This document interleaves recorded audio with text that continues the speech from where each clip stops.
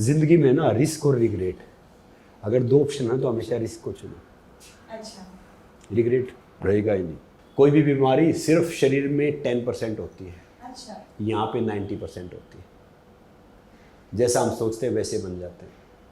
तो धीरे धीरे बीमारी इतनी फैल गई कि मैं अपने हाथ से अपना मुंह धो सकता था। एक टाइम ऐसा आ गया कि मैं आंखें खुल जाती थी मगर खड़ा नहीं हो पाता था। अच्छा।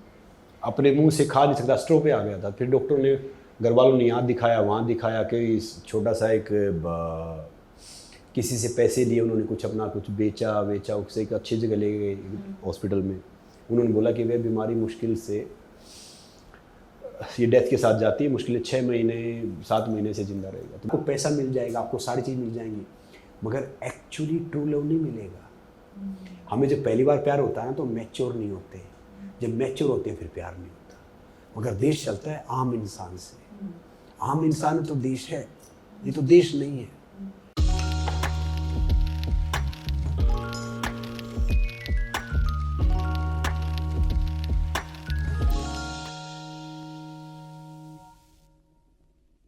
Hello everybody, this is me Nandini Roy and today I have with me the very famous renowned wrestler across the globe। इनको सब जानते हैं और इन्होंने अपनी जर्नी ऐसी शुरू की है जो आपको मोटिवेट करेगा, इंस्पायर करेगा और इन्होंने ऐसा कुछ कर दिखाया है जो हम सोच भी नहीं सकते हैं। आज उनकी जुबान से उन्हीं की जिंदगी की पूरी कहानी इस पॉडकास्ट में बयां करेंगे। वो कोई और नहीं बल्कि संग्राम सिंह जी हैं। जी ये नाम हम सब जानते हैं, उनको हमने रेसलिंग चैंपियन से जानते हैं, ग्लोबल स्टार है, वो एक्टर है, मोटिवेशनल स्पीकर है, फिलांथ्रोपिस्ट है और सोशल वर्कर है और इन सब से ऊपर वो एक बहुत ही खूबसूरत इंसान है।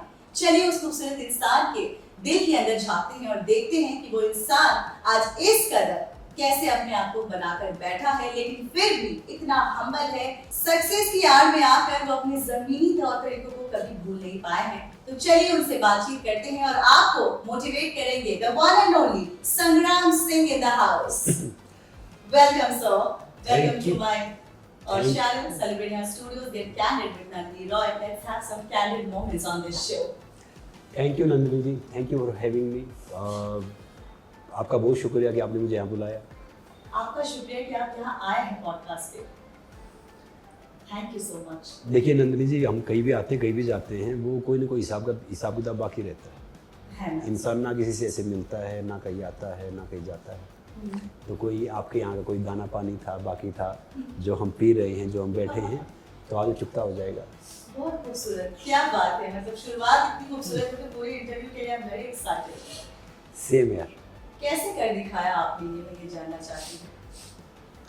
देखिए नंदिनी जी, मैं एक बात जानता हूँ, छोटी सी बात बता रहा हूँ आपको कि ये जिंदगी है ना, एक अपॉर्चुनिटी है। जी। हमारी हार वो नहीं है कि लोग हमें नहीं जानते, हमारी हार वो है कि हम खुद को नहीं पहचानते। शेर और चीता बहुत ताकतवर होते हैं, मगर भेड़िया कभी सर्कस में परफॉर्म नहीं करता। भेड़िया जानता है कि भेड़िया, आप शेर का बच्चा उठा लो, चीते का बच्चा उठा लो, कोई दिक्कत नहीं होगी। आप भेड़िया का बच्चा उठा के दिखा दो, पूरे गांव को, शहर को तहस नहस कर देगा, क्योंकि वो अपनी ताकत जानता है, वो अपनी पावर जानता है। तो जिंदगी तो वही है, बस ये हमारे ऊपर है कि हम इसको क्या कर सकते हैं, कहाँ लेके जा सकते हैं, कहाँ इसके बारे में कुछ कर सकते हैं। एक जज्बा है ना, जज्बा, वो जज्बा किसी बड़े स्कूल में पढ़ने से नहीं आता, किसी बड़े परिवार से ताल्लुक होने से नहीं आता, पैसे से नहीं आता। वो आता आपकी भूख से, आपके स्ट्रगल से और परिवार की दुआ से, हर एक उस आम इंसान की उस सपोर्ट से, सहयोग से। जब कोई आम इंसान सफल होता है ना, तो लाखों आम इंसान सफल होते हैं। बहुत। और वो जज्बा इंसान तब सीखता है जब वो संघर्ष करता है। और मैं एक बात हमेशा बोलता हूँ कि being normal is boring. Being normal is boring. Yes, be crazy for everything.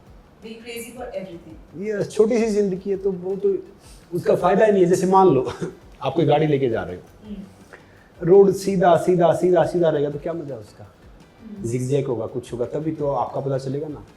एक जहाज है, जहाज पता है कहाँ पे सुरक्षित है, किनारे पे सुरक्षित है, मगर बना किस चीज के लिए, बड़े बड़े तूफानों से लड़ने के लिए, बड़े बड़े समुद्रों में चलने के लिए, सारी चीजों करने के लिए। तो इस जिंदगी जो बहुत से लोग बोलते हैं ना कि भाई नहीं मैं ये नहीं करूंगा, ये तो सेफ है। जिंदगी में ना रिस्क और रिग्रेट, अगर दो ऑप्शन है तो हमेशा रिस्क को चुनो। अच्छा। रिग्रेट रहेगा ही नहीं, इसलिए रिग्रेट होना भी नहीं चाहिए। रिस्क जहाँ पे मिले ना चुनो उसको। और ज़िंदगी में सबसे बड़ा रिस्क पता क्या होता है? रिस्क ना लेना। रिस्क ना लेना। हाँ, ये अगर जो जो अपने आप को सेफ रखते हैं ना कि भाई हम सेफ है, ये सेफ चल रहा है, वो सेफ नहीं, अनसेफ है, वो असुरक्षित है। अब मैं बहुत से जानता हूँ, यहाँ पे मेरे कई दोस्त हैं, कुछ नोटेबल कास्टिंग डायरेक्टर बन गए, कुछ डायरेक्टर हैं, कुछ एक्टर हैं, कुछ और डिफरेंट हैं। तो आए सब एक्टर बनने ही थे। तो वो क्या हुआ कि वो कहीं अपनी लाइफ में सक्सेस नहीं हो पाए, तो नए बच्चों को कर दे, तू थोड़ा सा छोटा है, थोड़ा बड़ा है, थोड़ा काला है, थोड़ा गोरा है, थोड़ा पतला है, थोड़ा मोटा है।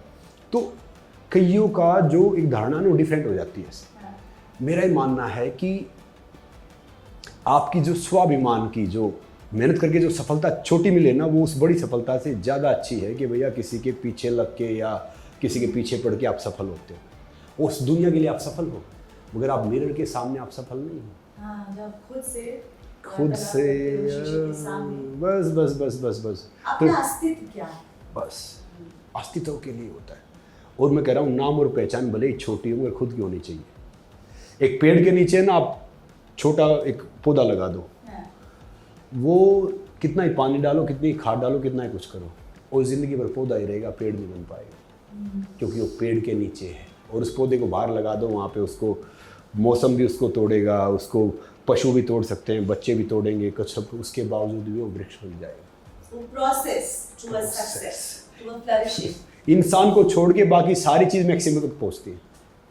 सिर्फ इंसान को छोड़ के बाकी सारी चीज़ मैक्सिमम पहुँचती है, चाहे वो पशु है, चाहे वो पेड़ पौधा है, चाहे वो नेचर की कोई भी चीज़ है। बस एक इंसान वो है जो आपकी सीमा है ना, ये सिर्फ आपकी कल्पना है कि आपकी सीमा है। आप बचपन से शुरुआत करते हैं। हालांकि आपने बहुत इंटरव्यूज में बोला है, सब लोग जानते हैं आपकी जर्नी, थोड़े और अलग तरीके से हम जानने की कोशिश करेंगे। आपकी जर्नी, वो इंसान जिसको डॉक्टर्स ने जवाब दे दिया था कि वो 6 महीने तक ही सिर्फ जिंदा रह सकता है, ठीक कह रही हूँ ना मैं? जी। लेकिन आपने क्या कर दिखाया, कहाँ से वो विल पावर आया, खुद के अंदर क्या ऐसी डिस्कवरी की कि आज इतने साल गुजर गए हैं, आपने मेडिकल साइंस को भी गलत प्रूव कर दिया अपनी विल पावर से? देखिए, मेरा हरियाणा में एक रोहतक में, हरियाणा में रोहतक ज़िला पड़ता है, वहाँ पे मेरा गांव पड़ता है मदीना, और इसमें बहुत हम्बल फैमिली से आया। हम्बल फैमिली इतनी थी कि आजकल तो बहुत सब कुछ है कि पैरों में जूते नहीं होते थे, बस का किराया नहीं होता था, एक छोटा सा कमरा होता था, उसमें मैं, मेरी माताजी, मेरी बहन, भाई, एक हमारी गाय भी उसी में होती थी, फादर साहब सब उसी में रहते थे, मगर खुश थे। तो मुझे एक बीमारी थी, रूमेटिक अर्थराइटिस, पैरों से दर्द स्टार्ट हुआ जब मैं 3-4 साल का था। धीरे धीरे पैरों पे आया, पता नहीं होता था गांव में, पेट में कीड़े हो गए हैं, कुछ हो गया, ये सब हो गया है। फिर वो एक टाइम ऐसा हो गया कि वो मैं अपने हाथ से अपना मुंह धो सकता था, क्योंकि रूमेटिक अर्थराइटिस बहुत खतरनाक होता है। डॉक्टर की भाषा में क्या होता है कि ये बीमारी हर जॉइंट में आती है, इसकी कोई दवाई, डॉक्टर बोलते हैं कि दवाई ये ठीक नहीं हो सकती, ये क्योरेबल नहीं है, मगर दुनिया की कोई ऐसी चीज़ है ही नहीं जो क्योरेबल नहीं है। मैं आपको बता रहा हूँ, कोई भी बीमारी सिर्फ शरीर में 10% होती है, अच्छा, यहाँ पे 90% होती है। जैसा हम सोचते हैं वैसे बन जाते हैं। तो धीरे धीरे बीमारी इतनी फैल गई कि मैं अपने हाथ से अपना मुंह धो सकता था। एक टाइम ऐसा आ गया कि मैं, आंखें खुल जाती थी मगर खड़ा नहीं हो पाता था, अपने मुंह से खा नहीं सकता, स्ट्रो पे आ गया था। फिर डॉक्टर ने, घर वालों ने यहाँ दिखाया, वहाँ दिखाया, कि छोटा सा एक किसी से पैसे लिए, उन्होंने कुछ अपना कुछ बेचा, उससे एक अच्छी जगह ले गए हॉस्पिटल में। उन्होंने बोला कि वह बीमारी मुश्किल से ये डेथ के साथ जाती है, मुश्किल 6 महीने 7 महीने से जिंदा रहेगा। तो मेरी माँ ने हार नहीं मानी, वो मुझे दिन में 15-15 बार मसाज करती थी, कभी तिल के तेल से, कभी सरसों के तेल से, कभी देसी घी से, कभी किसी से, कभी किसी से। फिर मैंने भी हार नहीं मानी कि देखा था कि वो जैसे गांव में मिट्टी कुश्ती देखी, वहाँ पे पहलवानों को दूध मिल रहा, घी मिल रहा और थोड़े से पैसे मिल रहे। हरियाणा में कुश्ती बहुत फेमस है, मेरा बड़ा भाई भी दंगल लड़ता था वहाँ पे। तो मैंने सोचा काश यार मैं ही पहलवान होता, क्योंकि इज्जत बहुत होती थी गाँव में। वहाँ तो बहुत फेमस है, हरियाणा में तो कुश्ती बहुत हाँ, तो कुश्ती हमारा प्राचीन खेल भी पॉपुलर ज़्यादा है। तो वो एक ऐसा होता था, मैं सपने लेता था कि मैं पहलवान बन गया हूँ। उस हालात में जब आप न चल पा रहे हैं, ना कुछ कर पा, उस हालात में भी आप वो सपना देख पा रहे हैं। मैं उनको देख के मुझे लगता था कि, और मेरी माँ मुझे हर रोज़ कहती थी कि मेरा बेटा पहलवान बनेगा, बड़ा बनेगा। तो कई चीज़ देखी। एक बार मैं एक अखाड़े में गया तो वहाँ पे वो मेंटर ने पूछा, जो उस्ताद था, कि भाई आप क्या करने हैं। मैंने कहा जी मैं पहलवान बनना चाहता हूँ, रेसलर बनना चाहता हूँ। तो उसने कहा कि भाई आप तो खड़े हो गए, तो आपके लिए लाइफ की बिगेस्ट अचीवमेंट है, ढंग से चल गए। तो अभी आप लगड़ा चलते हो, व्हील चेयर ये सब होता नहीं था, क्योंकि इतने पैसे ही नहीं होते थे। क्योंकि देखो उस टाइम पे क्या था, कुश्ती का क्यों था कि बाकी क्रिकेट टेनिस से कुछ होता नहीं था। बैट 30-40 रुपये का आता था, इतने पैसे नहीं होते थे। लंगोट आता था 5 रुपये, कभी माँ ने सील दिया, कभी बहन ने सील दिया 5-7 रुपये। तो शरीर अच्छा हो जाए इसीलिए सब करते थे। तो उसने मुझे बहुत एग्जाम्पल दी। फिर मैंने पूछा कि आपकी नज़र में रेसलर कौन होता है। बोला जो अपनी कंट्री को रिप्रेजेंट करे, अच्छा, देश देश का प्रतिनिधित्व करे, वो रेसलर होता है। तो मैं कहा इनमें से कोई कर रहा है। मैंने पूछा उनसे, बोला नहीं तैयारी चल रही है। तो वो दिन था, उस दिन बहुत टूटा था कि भाई ये तो एक एक्सपर्ट है, जब एक्सपर्ट ये कह रहा है तो बात ठीक ही कह रहा है। मगर लाइफ का वही है कि लगातार प्रयास के आगे है ना पैसा, ना प्रतिभा, ना योग्यता, ना कोई पहचान, कुछ नहीं चलता। लगातार प्रयास सबको ख़त्म कर देता है। कहते हैं ना पानी सबसे हल्का होता है, मगर पानी बड़ी बड़ी चट्टानें तोड़ देता है, चट्टानों को छेद कर देता है। लगातार उसका बहना, फोर्स जो लगातार उसका बहना है कि रस्सी पत्थर में निशान कर देती है। रस्सी तो पतली होती है। तो मैंने भी सोचा कि करेंगे। बहुत प्रॉब्लम हुई, बहुत फेस किया। एक ये आजकल ये बच्चे डाइट की बात करते हैं, न्यूट्रिशन की बात करते हैं। एक जॉइंट फैमिली होती थी, तो मेरी माँ एक रोटी अपनी मेरे लिए बचा के रखती थी। और आजकल तो जैसे सारे बच्चे अच्छी तरह पढ़ेंगे। फिर बाद में जब मैं थोड़ा सा किया तो गांव में से किसी घर में से घी आता था, किसी घर में दूध आता था, किसी में से पैसे आते थे। फिर मेरी कुश्ती होती थी गांव, कोई बैलगाड़ी में, कोई किसी के ट्रैक्टर में, किसी के वैसे दंगल में जाते थे ऐसे करने। तो हम जब स्कूल में जाते थे तो एक वो जो चीनी की बोरी या कट्टा लेके जाते थे उस पर बैठते थे। अच्छा। आजकल तो बेंच हैं, सारी चीज़ें फैसिलिटी हैं। तो मैं जहाँ गया मुझे हर जगह रिजेक्ट किया गया।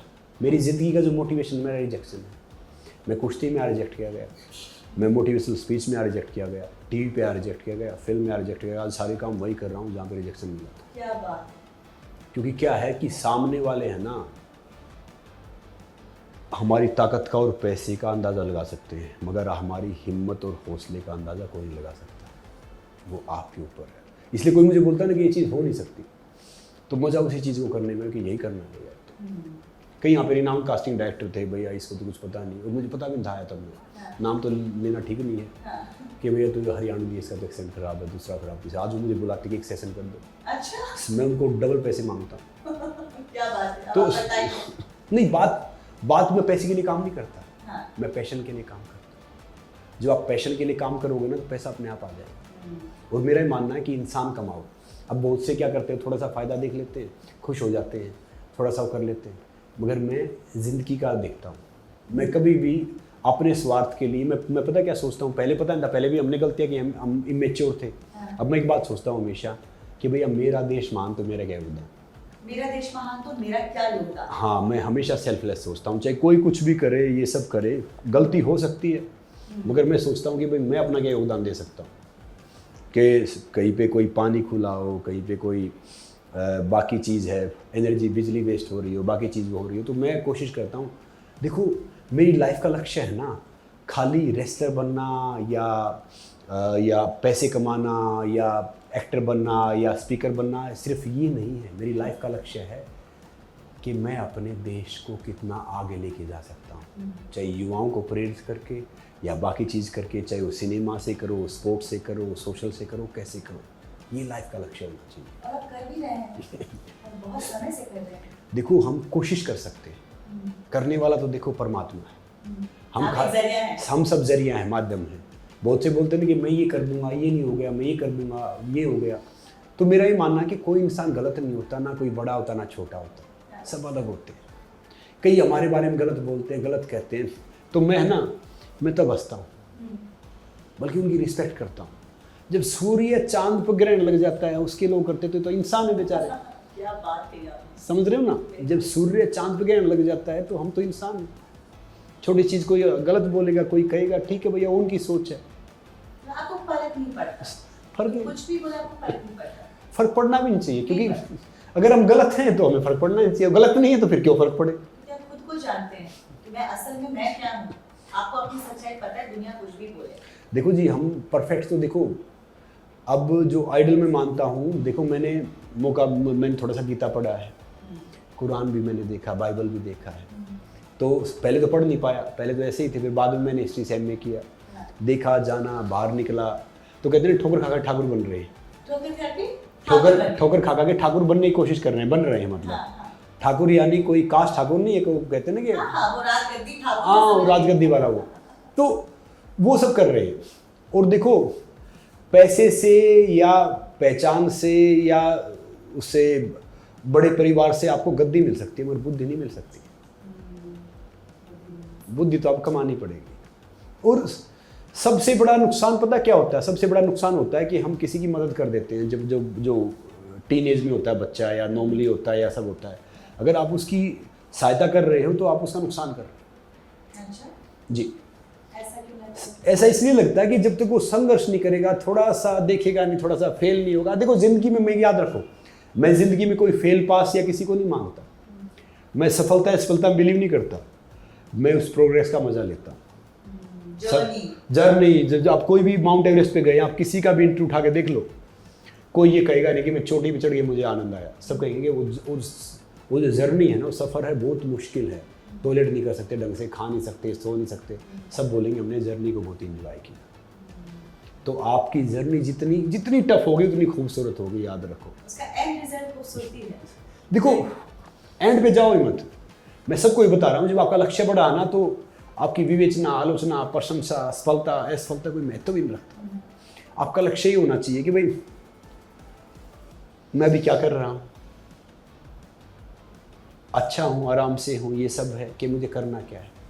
सफलता असफलता तो छोटी सी चीज़ होती है। बहुत से ढेर सारे बच्चे यहाँ पे आते हैं, कोई एक्टर बनता कोई नहीं बनता, कोई डायरेक्टर बनता कोई नहीं बनता, कोई एंटरप्रेन्योर बनता कोई नहीं बनता। मगर एक्चुअली अगर आपने कोशिश किया, एक गांव में एक बाबा होता था, बड़ा फेमस बाबा था। आपके गांव में? नहीं, वो किसी गांव में, कहानी बता रहा हूँ। तो बहुत फेमस था, और एक सांड बैठता था उस गांव में, और बाबा की हाइट छोटी थी, सांड बहुत ताकतवर था, उसके सींग ऐसे घूम के आए हुए थे।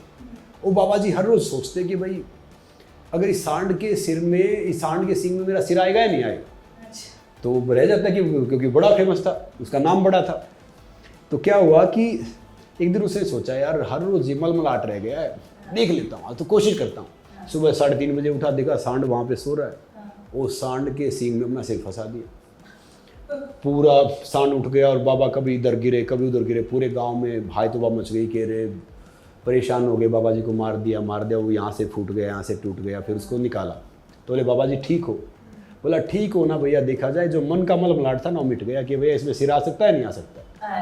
तो जिंदगी में अगर जो आपका मलमलाट है ना, अगर आपने वो नहीं मिटाया ना, तो भैया आप कितना ही कुछ कर लो, कितना अचीव कर लो, कितना ही पीछे आ जाओ, कितना ही आगे आ जाओ, तो वो सक्सेस नहीं है। अब जिंदगी की सक्सेस पता है क्या है? कि एक सर्कल है। जब हम 1 साल के होते हैं तो अगर हम अपने पैरों पर खड़े हो गए तो हमारे लिए सक्सेस है। जब हम 3-4 साल के होते हैं तो अपनी निकर में सुसु नहीं करें तो वो सक्सेस हो जाती है।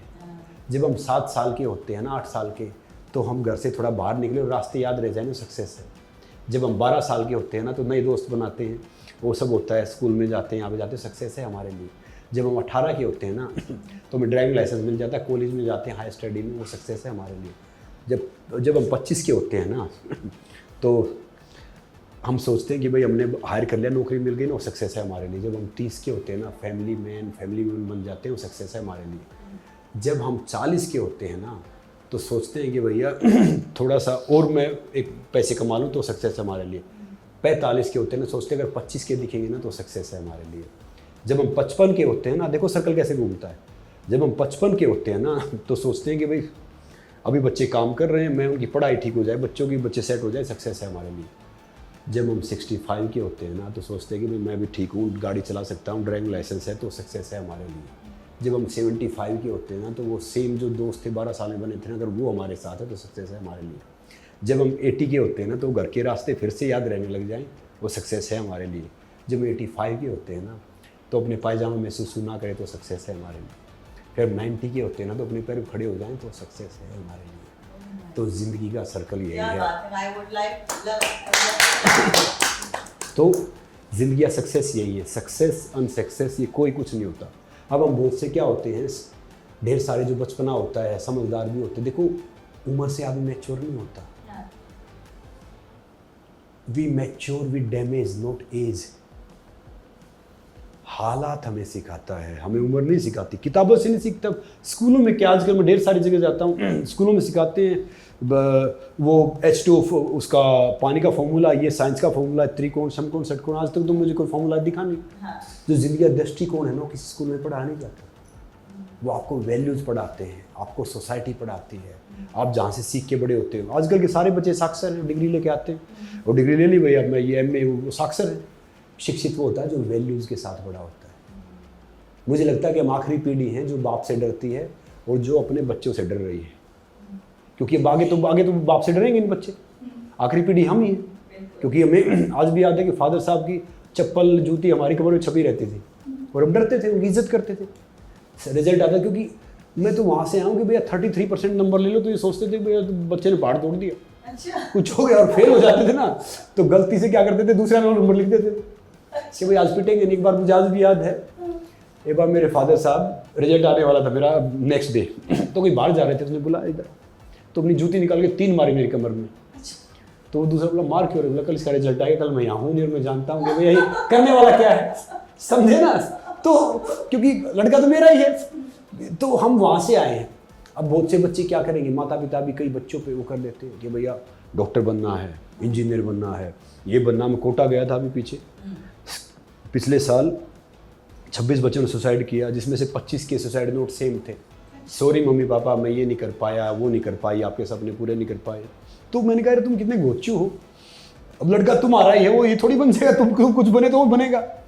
क्या पता कोई एक्टर बनना चाहता हो, एक्ट्रेस बनना चाहती हो, क्या पता कोई यूट्यूबर बनना चाहता हो, क्या पता कोई एंटरप्रेन्योर बनना चाहता है। जरूर थोड़ी सब डॉक्टर इंजीनियर ये सब बनेंगे। याद रखो किसी के पास डिग्री है ना तो वो एक ही काम कर सकता है, और जो हमारे जैसा इंसान है ना जिसके पास कोई डिग्री नहीं वो सारे काम कर सकता है। डिग्री के होने से आपका ये नहीं होता कि आप लाइफ में सक्सेस हो गए, आप लाइफ में आगे बढ़ गए, कुछ नहीं है। ये सिर्फ मन का वहम है, वो जो छोटी सी बातों से आता है। अब मुझे कोई बोलता कि जी आज तो है ना, आज का दिन बहुत अच्छा है और गिरे बहुत सब मिल गए, वास्तु बहुत सही है, की बात है, बहुत अच्छी बात है। मैंने कहा आज का दिन तो बहुत कमाल है। बोला क्यों? मैंने बहुत शुभ मुहूर्त है। बोला नहीं, मैं क्यों? अरे मैंने कहा हम जिंदा हैं, हम बात कर रहे हैं, बैठे, तो इससे शुभ मुहूर्त क्या होगा? देखो सारी चीज याद रखो, वो है ना, वो आपकी इंटेंशन देखता है, और ये सब है ना दुनिया वाले आपकी प्रेजेंटेशन देखते हैं। अगर आप उसका काम करोगे ना तो आपका काम करेगा। और सबको यही है कि भाई भगवान है ना, भगवान जी है ना, भगवान अल्लाह वाहिगुरु जी सब ऊपर से देखता है, वो ऊपर से नहीं अंदर से देखता है। अगर आप यहाँ से ठीक हो तो सब ठीक है, बाकी कोई फ़ायदा नहीं। आज मैं आपको बेवकूफ़ बना के मैं कुछ पैसे कमा जाऊँगा, थोड़ा सा मैं हो जाऊँगा, मगर याद रखना वो मुझे नहीं, आप किसी मेरे भाई को बहन को दोगे, पैसे देने तो पड़ेंगे। सर्कल घूमता है। सांप सीढ़ी देखिए ना, आप निस्वार्थ, आज मैं आप बता के जा रहा हूँ, आप निस्वार्थ किसी के लिए कुछ करके देखो, आप कितना बेहतर फील करोगे, कितना अच्छा फील करोगे, और आपको कुछ कहने की जरूरत नहीं, आप काम खुद ब खुद होते जाएंगे। आप थोड़े से चालाक बन जाओ, थोड़े से वो करके देखो, फिर वो सारी चीज़ वही घूम के आ जाएगी। स्वर्ग नरक कह रहे हैं कि धरती पे ही है। अगर आपकी सोच सही है, याद रखो इंसान दिवालिया ना, दिवालिया। अगर आपकी जेब में पैसा नहीं है, डॉलर नहीं है या कुछ नहीं, आप दिवालिया तब नहीं हो, आप गरीब तब नहीं हो। अगर आपका विजन नहीं है, आपका लक्ष्य नहीं, आपकी सोच सही नहीं है, तो आप सबसे गरीब इंसान हो। तो स्वर्ग का नरक का ये मुझे पता नहीं, ये कहानी कहाँ से कहाँ निकली है। अगर आपकी सोच सही है तो यह सब स्वर्ग है, और अगर आपकी सोच सही नहीं तो सब नरक है। अब आजकल की देखता हूँ मैं, सारे खासकर मोस्टली ढेर सारे मेरे दोस्त हैं जो युवा हैं, जो मिलता हूँ, उल्लू है। हाँ, उल्लू रात भर जागता है, दिन में फिर सोता है आँख बंद करके। ये पूरी रात पार्टी करते रहते हैं। फिर बाद में कहेंगे आई एम पार्टी एनिमल। फिर वो पार्टी एनिमल 40 के बाद चलता फिरता केमिस्ट बन जाता है। 4 बजे खानी है, 3 बजे खानी है, 7 बजे खानी है। बिल्कुल सही कहा। बॉडी है ना, बॉडी नेचर से चलती है, साइंस से नहीं चलती। अब आजकल कहेंगे ओ माय गॉड, पिज़्ज़ा खा लिया, बर्गर खा लिया, कोल्ड ड्रिंक पी ली, ये सब कर लिया, वो सब कर लिया, ये तो वो है, वो तो ये है। वो ट्रेडमिल पे गए, आई हैव बर्न 1000 कैलोरीज, खाई 800, निकाल दिया। उन्हें कैसे समझाऊंगे भैया, शरीर है ना, शरीर, ये शरीर नेचर के साथ चलता है, साइंस से नहीं चलता। अब हम सोचते हैं कि भैया सब कुछ साइंस से है, सारी चीज़ साइंस से है। आप गूगल पे सारी चीज़ सर्च कर सकते हो, मिल जाएगा, मगर गूगल पे आपको वैल्यूज़ नहीं मिलेंगे। लाइन पढ़ने से कुछ नहीं होता जब तक आप वो लाइन पे अमल नहीं करो, उतारो नहीं। हम वहाँ से आए कि आज भी हम कोई बड़ा खड़ा हुआ ना तो हम बैठेंगे नहीं, हम खड़े हो जाएंगे, चाहे वो वॉचमैन है, चाहे वो मालिक है, चाहे प्राइम मिनिस्टर है। तो क्या होता है, पहले सम्मान होता था, जो आयु में बढ़ा ना उसका सम्मान होता था। आजकल जो आय में बढ़ा उसका सम्मान होता है। तो ये एक मामला उल्टा हो गया है। तो इसीलिए जब से मैंने देखा ना, तो मैं पैसे के लिए, इस चीज़ के लिए, उस चीज़ के लिए काम नहीं करता। मैं काम करता हूँ कि भाई किस तरीके से क्या अच्छा हो, जो समाज के लिए ठीक है, जो अपने यूथ के लिए ठीक है, जो देश के लिए ठीक है। पहले हमें भी नहीं पता था। कई मैंने ऐसे एग्जाम्पल देखे जिसमें मैंने बहुत लॉस उठाया, मगर लॉस में फ़ायदा था। फाइनेंशियली लॉस आपका लॉस नहीं है। वो स्वामी विवेकानंद जी ने एक बड़ी अच्छी बात बोली है, इतने सब कुछ चला गया, बोला स्वामी जी सब कुछ खत्म होना क्या है? बोला भैया आपकी वो सोच, आपका विजन खत्म हो गया ना तो सब कुछ खत्म होना है ज़िंदगी में, नहीं तो पैसा वैसा ये सब खत्म होना नहीं होता। और मेरे दादाजी बोलते थे, मेरी माँ बोलती थी कि इंसान कमा लो, पैसा अपने आप आ जाएगा। तो मेरे अकाउंट में 900 रुपये होते थे, मैंने 2-2, 2.5 करोड़ के ऐड छोड़े, कोल्ड ड्रिंक के, इन सब के, उन सब के। क्यों छोड़े? क्योंकि खुद नहीं पीते। अच्छा। क्योंकि अगर मान लो कि 2 बच्चे ही फॉलो कर रहे तो उनको जहर पिला, मैं ही मानता था और मानता हूँ। एक बार मैं किसी के ऐसे घर पे रह रहा, मुंबई आया था, तब उस टाइम पता था नहीं। कई दिल्ली कोई आए, उन्होंने बड़ी बड़ी बात कर दी कि हम वहाँ पे हैं और ये कर देंगे और वो हो जाएगा। तो हमें पता नहीं था, हम भी तो नए बच्चे थे। तो अच्छा हुआ कि उन्होंने यहाँ सपोर्ट नहीं किया, सपोर्ट करते तो दिक्कत हो जाती। अच्छा, जब आप बॉम्बे आए तो उन्होंने आपको एंटरटेन किया? एंटरटेन किए गए, फ़ोन ही नहीं उठाया। तो कहीं थे तो अच्छी बात है। तो तभी तो उसका आनंद, में किसी के उधर रह रहे थे हम, तब केक आया, बोला कि भैया कोल्ड ड्रिंक ऐड है, ये सब और वो सब हो, ये सब मैं ही कर दूंगा और कर दूंगा। मैंने कहा भैया बात पैसे की नहीं है। बोला लाखों ही फैन फॉलोइंग होगी, ढेर सारी चीज़ें हो जाएंगी, टीवी पे आएंगे, फिल्म में आएंगे, उसमें आएंगे, इसमें आएंगे। तो मैंने कहा बड़ी अच्छी बात है भैया। मैंने कहा भैया रात को सुकून से सोना, दिन भर ईमानदार रहना पड़ता है।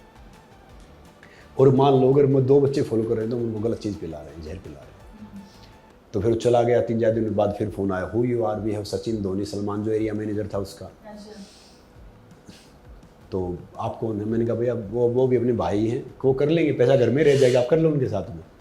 तब थे, मैंने कहा 920 रह गए, 610 दूध के लिए खर्च कर दिए, ये भी निकाल के दूंगा। आप बोलोगे कि टॉयलेट साफ करना फ्री में ऐड करूँगा। तो समथिंग जो एक हम जहाँ से आए ना, हमारा आत्मसम्मान ज़्यादा है, स्वाभिमान है, मामला उसी का है।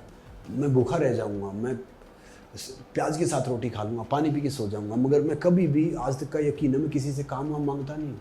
अच्छा। ना वो चीज़ करता हूँ क्योंकि आदत ही नहीं है। भैया उसने कुछ सोचा हुआ, मैं कोशिश करता हूँ कि ढेर सारे बच्चा जरिया बनूँ, करने वाला वो है कि उनको रोजी रोटी देने का या कुछ करने का जरिया बन जाओ। हाँ। और जो दूसरी बहन बेटी, हमारी बहन बेटी, दूसरा पैसा उसका पैसा, जहाँ से हम आए हैं, जिस कल्चर से हम बड़े होके आए, तो हमें फर्क ही नहीं पड़ता। मेरे लिए देखिए, चाहे सुपरस्टार है, कोई प्राइम मिनिस्टर, रिक्शा चालक है, मेरे लिए सब बराबर है। हाँ, मेरे लिए किसी में भी वो नहीं कि भैया ये देश है ना, ये देश ना एंटरप्रेन्योर से बनता, ना नेताओं से बनता, ना सुपरस्टार से बनता, ना बड़े डायरेक्टर से बनता। ये देश बनता है कि आपने अपने से काम कर लिया, मैंने अपने से काम कर लिया, उन्होंने अपने से काम कर लिया, तो हम सब के लिए देश बनना स्टार्ट हो गया एक। क्या बात। तो देश उससे, और इस देश को कोई नेताओं के, एंटरप्रेन्योर के बच्चे थोड़ी चलाते। इस देश को मास्टर का, कुम्हार का, लोहार का, मजदूर का, किसान का बेटा बेटी देश चलाते हैं। हाँ, देश कोई जो नेता बन गया या स्पोर्ट्स मिनिस्टर बन गया, वो थोड़ी कोई मेडल जीत के ला रहा है। स्पोर्ट्स तो मेडल तो जीत के वो बच्चे ला रहे हैं जो छोटे से परिवार से आए हैं।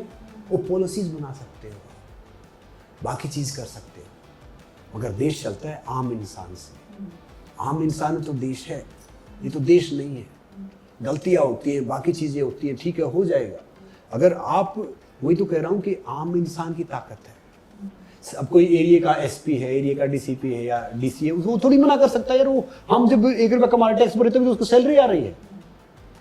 मगर दिक्कत क्या है कि हम, एक टाइम होता था, हम दिल्ली पुलिस में होता था। हाँ, मैं सुना है। जी, मैं दिल्ली पुलिस में था। तो तब क्या होता था कि बहुत बार सस्पेंड भी हुए। तब वो हाँ, मतलब हर दिन की गेम होते, फिर बहाल हो जाते, कुछ प्रमोशंस की फाइल चलती रहती, नॉर्मल रैंक से भर्ती हुए, डीसीपी से मिलना बड़ा मुश्किल होता था। आज मैं लबासना जाता हूँ जहाँ पे IAS IPS IAS ट्रेनिंग करते हैं काफ़ी, उनको सिखाता हूँ कि भाई आप ऐसे फिट रहो, देश ऐसे चलाओ, अच्छी तरीके से करो, वैल्यूज़ के साथ वो करो। तो हर चीज़ का वो है, ये नहीं कि हम परफेक्ट हैं कि भाई आज हम ये नहीं करेंगे या हम वो नहीं करेंगे। गलती सबसे होती है, मगर याद रखो कि आप खुद गलत मत हो। इल्ज़ाम लगेंगे, सब कुछ होगा, सारी चीज़ होंगी, कोई फ़र्क नहीं पड़ता। कोई अगर आप पे इल्ज़ाम लगा रहा है ना, कोई वो बात कर रहा है, तो आप चुप हो जाओ, क्योंकि आप कुत्ते से ज़्यादा थोड़ी भोंक सकते हो। आप तो इंसान हो, एक दो बार बोलोगे। तो इसलिए जिसको बोलना है उसको बोलने दो, जो करना है वो करने दो। आप अपना कर्म करते रहो, तो समय अपने आप गवाही देगा, सारी चीज़ें करेगा। जब दुनिया ऐसे क्रिटिसाइज करती है, गलत बोलती है, तो इंसान जो एक इंसानी नेचर होता है कि उसको गुस्सा जरूर आता है, बार-बार सुनने से कोई रिएक्ट कर देता है। तो क्या आपके साथ ऐसा नहीं हुआ? जिसमें संयम है ना, उसको भगवान जी पराजित नहीं कर सकते। अब मुझे पता है कि भाई जैसे मैं हूँ, मुझे गुस्सा आता ही नहीं, पहले तो मैं बहुत हंसता हूँ। कोई गाली दे दे, एक ने बहुत गंदी सी गाली दे दी, अब्यूज कर दिया, बुलाया, बड़ा कमाल का टैलेंट है यार, कहाँ से सीखा ये? तो वो शर्मिंदा हो गया। मैंने कहा कमाल का टैलेंट है यार, इतनी गाली कहाँ से सीखी? और इधर क्यों ज़िंदगी खराब कर रहा है मेरी? बोला कैसे ज़िंदगी खराब कर रही है? मैंने एक मारूंगा तुम बनेगा, कपड़े तो जेल में सूखेंगे भैया, कहीं पे कुछ होगा। तो क्या होता है कि जहर कुल मिलाता है, हमेशा खाली घड़ा से लगता है, बड़ा घड़ा कभी नहीं से लगता। गुस्सा तो ये आम इंसान की वो है भैया करना। जब आप में रहोगे, जो बीमार होगा गुस्सा तो उसके आता है कि बुखार हो गया, ये सब होगा, खाना नहीं खाया जा रहा, कुछ बीमारी है। जो स्वस्थ हुआ है उसको गुस्सा कहाँ से आएगा? तो इसलिए गुस्सा करता नहीं। देखो, दूसरे की गलती सजा अपने आप खुद क्यों दो? गलती होती है, ठीक है, सोचता है कि किसी ने कुछ उठा लिया, कोई चीजें हो गई या बाकी वो सब हो गया, होने दो, अपनी तरफ से आप बेहतर कर दो। आप है ना संसार को चेंज करना चाहते हो, अच्छी बात है, मगर खुद को चेंज तो कर लो पहले। खुद को चेंज करेंगे, संसार चेंज हो गया अपने आप। कभी ऐसा हुआ है कि आपके ही दोस्तों में या आपके जानने में इंसान है, कभी आपको यूज करने की कोशिश किया, आपका एडवांटेज लेने की कोशिश किया? हर रोज होता है, अभी भी होता है, और मैं समझ जाता हूँ, फिर भी मैं यूज होता हूँ। क्यों ऐसे? क्योंकि वो सोचते यूज कर रहे हैं, मैं सोचता हूँ कि देखो, जब परमात्मा ने हमें इस काबिल बनाया कि भाई कोई हमारे से किसी का फायदा हो जाए तो कर दो। कोई गलत भी कर रहा है ना, तो उसके साथ गलत नहीं करता, उसके साथ अच्छा करो, उसमें हमारे फर्क होना चाहिए। आप कीचड़ से साफ नहीं कर सकते, कीचड़ को साफ पानी से आप साफ कर सकते हो। दुश्मन बनाना या कुछ करना तो एक बात है, जो सुन सकता है सुना भी सकता है, मगर उसका फायदा कुछ नहीं होता। मेरी गंदी से गंदी गाली होती है नालायक। हाँ, कोई कहता है नालायक है यार, ये तो छोड़ दो इसको। तो क्या होता है कि कई बार हम वो करते हैं, कई काम करें, कई कुछ पैसे रख गया, कुछ रख गया, तो मैं सोचता हूँ चलो भाई हिसाब किताब था, पहले का बाकी था, हो गया, वो सब चला गया। तो आगे भी क्या होता है कि पैसे से या इससे कोई फर्क नहीं पड़ता, काम करो उसके साथ, मगर थोड़ा सतर्क हो जाओ, ये भी ठीक है। कहीं मैं बहुत नुकसान किया, आज भी मुझे फोन करते हैं, मैं उनके फोन उठाता हूँ, बात भी करता हूँ। और जो कहते हैं ना, I am there for you, I am there for you, I am there for you. एक मेरी माँ मुझे एक बड़ी अच्छी बात बोलती है कि बेटा, जो बड़ी सी गाड़ी में आएगा ना, आपके 1-2 लाख रुपए मार के जाएगा, जो पैदल आएगा ना 5 रुपए लौटा के जाएगा। बहुत सही बात कही उन्होंने। तो क्या है कि मैं कोई बड़ा सा कोई एंटरप्रेन्योर दिखेगा या कोई बड़ी सी पोस्ट दिखेगी या बड़ी बड़ी गाड़ी दिखेगा ना, मैं प्रभावित नहीं होता। मैं उस इंसान से प्रभावित होता हूँ जिसमें सादगी है या जिसमें कोई खास बात है। याद रखो, अगर आप ईमानदार हैं, आप कुछ गलत नहीं करते, तो आप जिस कुर्सी बैठोगे, कुर्सी आपकी शोभा नहीं, कुर्सी शोभा बढ़ेगी। अगर जो कोई आपके पास ऐसी चीज़ होनी चाहिए जिससे आप उनको खरीद नहीं सकता, तो मैं कह रहा हूँ कि आपका कहीं ना कहीं वजूद होगा और सारी चीज़ें होंगी। अब जैसे मुंबई आया, मुझे तो पता नहीं कि भाई क्या मुंबई, क्या फिल्म, क्या टीवी, क्या कुछ, मुश्किल से तो हमने कुछ देखा भी नहीं। 2-4 फिल्में धर्मेंद्र साहब की देख ली या कुछ, देखो वहाँ तो वही चलते हैं, मतलब नॉर्मली आ गए। मगर यहाँ के मैंने देखा कि ठीक है, सब टैलेंटेड हैं, काम कर रहे हैं, मौका है, पहले आए बाद में आए। मैं एक अच्छी फिल्म करने वाला था बेनीगल, श्याम बेनीगल साहब के साथ में। हमने 3 साल बहुत काम किया, किसी इंडिया के फर्स्ट ओलंपिक मेडलिस्ट की बायोपिक थी, आजकल उसको नागराज जी बना रहे, नागराज मंजुले जी। तो राइट्स मैंने भी दिए थे उनको, भाई आप बनाओ, अगर ये डिजर्व तो। दूसरा काम नहीं कर सकते, 3 साल मैंने लगाए, कॉन्ट्रैक्ट कर लिया। दूसरा आप काम नहीं कर सकते भैया, ये यहाँ से वहाँ जाना, मतलब टाउन, बेनीगल साहब ऑफिस उधर था। 3 साल मतलब ऐसे हो किए, और पता चला किसी कारण से फिल्म रुक गई। तो दूसरा होता तो स्ट्रेस होता, डिप्रेशन होता कि भाई आपने जो पैसा कमाया वो भी लगा दिया सारी चीज़ों में। सोचा चलो यार इसी बहाने इस आदमी इसी इतने बड़े इंसान ने सीख लिया और थोड़ा फिट हो गए, थोड़े इसके लिए वेट कम किया, बाकी चीज़ें कम की, ठीक है। फिर एक क्या था कि मैंने एक महेश भट्ट साहब के साथ एक गाना किया, उनका पहला था, मेरा ही पहला था, बड़ा अच्छा था। तो बड़ी फनी बात है, तो मैं हंसता हूँ। तो बोला यार जो मर्द होता है ना, मर्द होता है तो वो आंखों से रोमांस करता है, हाथी पकड़ने की जरूरत नहीं होती। तो मैंने कहा इमरान हाशमी तो आपकी फिल्म में करता है, फिर वो मर्द नहीं है? तो समझे ऐसे में पूछा तो बहुत हंसा। बोला नहीं देखो उसमें वो आप डिफरेंट है यार, आप डिफरेंट। तो मैंने उससे सीखा, is a very wise person. Mahesh Bhatt ji is a very very wise person. Shyam Benegal साहब is a very wise person. उनका डिफरेंट जोनर, इनका डिफरेंट जोनर है। तो हम एक फिल्म करने वाले थे, 2 प्रोड्यूसर थे, मैं कुछ डिस्प्यूट हुआ, कुछ लीगल ट्रबल भी हुआ और 1.5 साल वहाँ पे खराब हुआ, फिल्म नहीं बनी। तो मेरा ये मानना, पहले मुझे पता नहीं था कि वैसे ही काम क्या है, काम सही क्या है। फिर मुझे पता चला कि भाई काम सही है, नोटेबल ये है। फिर कई मैंने 1-2-3 फिल्में छोड़ी जो सुपरस्टार के खिलाफ अगेंस्ट थी कि भैया कोई नेगेटिव रोल था या नोटेबल नहीं था, कोई ऐसा था कि कुश्ती में हारना था, ऐसा। तो नाम वैसे लेना चाहिए। तो एक ने फ्रंट में छापा था कि भाई मैंने इसको मना किया, तो वो मैंने कहा तो बुरा मानेगा। मगर याद रखो कि चाहे कोई सुपरस्टार है, दूसरा है, तीसरा है, मैं मानता हूँ कि भाई हम एक छोटा सा वजूद लेके आए हैं, हमारे वजूद के अनुसार काम करो। नोटेबल देखो, नेगेटिव करना, दूसरा करना, पॉजिटिव करना वो गलत नहीं है, मगर वो चीज़ नोटेबल होनी चाहिए। पहले मैंने ढेर सारे रियलिटी शोज़ किए, रियलिटी शो में पैसा अच्छा मिलता था, मैंने घर खरीदा, बिग बॉस में गया था, मुझे पता नहीं था बिग बॉस है क्या। मैंने आज तक अपना सीजन नहीं देखा है, नहीं अपना भी नहीं देखा है, क्योंकि मैं देखूंगा सारे दोस्त बने हुए, फिर लगेगा यार इसने बोला क्यों। देखो मेरी माँ मुझे एक बात बोलती है कि अच्छी बात बोलती है कि भाई कोई भी फालतू चीज़ बेटा ना दिल में, ना दिमाग में, ना घर में रखनी नहीं चाहिए। वो वहाँ पे क्या जगह घेरेगी। तो भाई मैं क्यों देख के अपने दिमाग में कुछ रखूँगी भाई ये चीज़ है या वो चीज़ है या ये नहीं है, समझ रहे हो ना।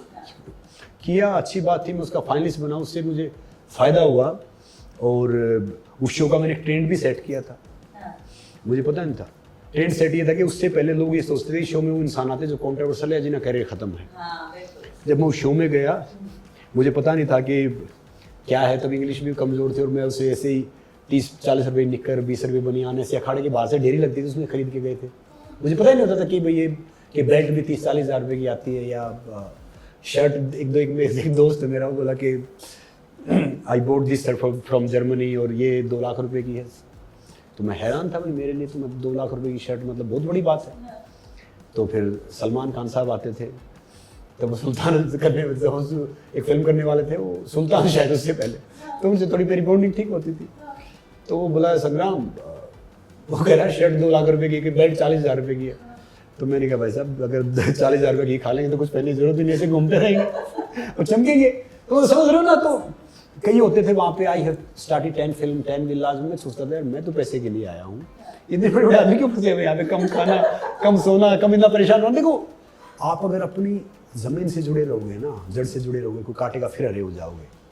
मैं उस शो में जैसा था वैसा ही रहा, ये बात तो है। रियलिटी से जुड़ा रहा, क्योंकि मुझे पता ही नहीं था कि क्या है। वो सब आप दिखाने के लिए चीज़ें करोगे ना, वो थोड़े दिन चलेंगी। अब भी मैं कहता हूँ मैं परफेक्ट नहीं हूँ, परफेक्ट तो भगवान रामदेव नहीं थे, कहीं तो गलतियाँ होती हैं। तो बाकी आप उससे जुड़े रहो, गलती हो तो भाई आओ क्षमा मांग लेंगे, हम ये सब कर लेंगे, वो सब कर लेंगे। मगर ठीक था। उस शो से मैंने बहुत चीज़ सीखी कि भाई दुनिया बिग बॉस की तरह है, आप कहीं कुछ बोलो कैमरा चलता ही रहता है, वो बात फिर आगे आएगी। उससे एक और बेहतरीन शो था सर्वाइवर, वो किया, मगर वो शो यहाँ पे इतना उसने इतना वर्क नहीं किया। तो डांस के शो किए, कोई बहुत सारे आपने शोज किए, रियलिटी शोज लगभग बहुत सारे किए, तकरीबन सारे किए जो अच्छे से। एक वो एकता डांस का शो बना रही थी, एकता कपूर, तो उसने बोला कि कोई नचबल ये शो था कि शो कर, मैंने कहा डांस नहीं आता, बोले वो तभी तो फायदा है, जो डांस आता है उसको तो देखेंगे कम लोग। इस शो के लिए होता। तो क्या होता है कि सारी चीज जो आए ना वो करो। कुछ पहले क्या होता था, पहले पैसे के लिए काम भी किया, कोई काम ऐसा भी किया जो काम आप नहीं कर सकते, फिर बाद में पता चला कि ये चीज़ सही है, ये चीज़ नॉर्मली है। तो फिर समझ में आया कि जब मैं श्याम बेनेगल साहब से मिला, प्रकाश झा साहब से मिला, प्रकाश झा साहब के साथ कुछ करने वाला था, वो चीज़ें नहीं। फिर मैंने उनका आश्रम में मैंने उनका रेसलिंग सुपरवाइज किया, बाकी चीज़ें की। तो बोला हम कुछ करने वाले थे पहले। तो तब मैंने समझा कि डेप्थ क्या है एक्टिंग का। भट्ट साहब से मिला, जब उनके साथ काम किया, फिर तब समझ में आया कि भाई इस क्या है। देखो, बड़ा इंसान वो नहीं होता जिसके पास घोड़ा गाड़ी है, पैसा कुछ है। बड़ा इंसान वो है जिससे मिलके आप छोटा फील ना करो, जिसकी सोच सही है। और बड़ा, यहाँ पे आप किसी के साथ, बड़े के साथ काम करके बड़े नहीं बनोगे। आप अपने साथ जहाँ से आप उनको लेके आप आगे आओगे, सफल होगे, तो आप बड़े बनोगे साथ लेके। संगम जी, आप इतनी सिंपल है, इतने हम्बल हैं, बहुत सादगी है आप में, जितना मैं आपको जान पा रही हूँ। तो ये जो दुनिया है बॉलीवुड की, फिल्मी दुनिया, ये बहुत अलग दुनिया है। आप कैसे इसमें रंग गए? आपको क्या दिल से, अगर आप पूछो तो क्या एंजॉय करते हैं इस फिल्मी दुनिया को? क्योंकि यहाँ बहुत सारे डार्क साइड्स हैं और आप बहुत ही सिंपल और बहुत ही अच्छी इंसान हैं जी। तो ये जो एक, तो पहले आपने पाया, जैसे भी आपके उसमें हम आगे चलेंगे क्योंकि आप दोनों बहुत अलग हैं एक दूसरे से। तो आपका तालमेल फिल्म इंडस्ट्री से, मुझे लगता है कि आप एंजॉय करते हैं कि नहीं करते? अब मैं बताता हूँ वजह क्या है वहाँ काम? नंदिनी जी, फिल्म इंडस्ट्री बहुत खूबसूरत है। अच्छा। दो दाग होने से जो आज रंग है ना, कल वो दाग भी थे। जो आज दाग कल वो रंग भी थे। दो चार इंसान ऊपर नीचे होने से इंडस्ट्री खराब नहीं होती। पुलिस डिपार्टमेंट बहुत काम करता है। लोग सोचते हैं रिश्वत लेता, पुलिस नहीं हो तो एक घंटा भी आप सवाल नहीं कर सकते। तो इंडस्ट्री बहुत खूबसूरत है। ये किसी की बाप की जागीर नहीं है कि 5-7 इंसान आएंगे, कुछ बोलेंगे, उनसे इंडस्ट्री बन गई। ये बहुत खूबसूरत है। इससे आप पूरे जगह पे अच्छा मैसेज दे सकते हो कि भाई जहाँ पे जाना, जहाँ पे पहुँचना, जहाँ पे करना है, काम करना, होना ना होना दूसरी बात है। तो स्पोर्ट्स है या फिल्म है या कोई भी लाइन, कोई खराब नहीं है। उसको अच्छा, बुरा, खराब, ये सब हम बनाते हैं। ये उंगली का आपको हिस्सा दिखाई दे रहा है, मुझे दिखाई दे रहा है, उनको दिखाई दे रहा है। उंगली तो एक ही है ना। तो इससे जल्दी फेम, शोहरत, इज्जत कहाँ मिलेगा? आप खुद बताओ ना। जो इंसान 500 रुपये लेके आता है, वो यहाँ पे आता है, सारी चीजें करता है, तो उस टाइम स्पोर्ट्स में पैसा नहीं होता था। अच्छा, स्पोर्ट्स में पैसा उस टाइम नहीं होता था बिल्कुल भी। अब तो स्पोर्ट्स में बहुत पैसा हो गया। तो अगर स्पोर्ट्स में सक्सेस रेशियो 0.5% है, ये जो बातें करते हैं ना, तो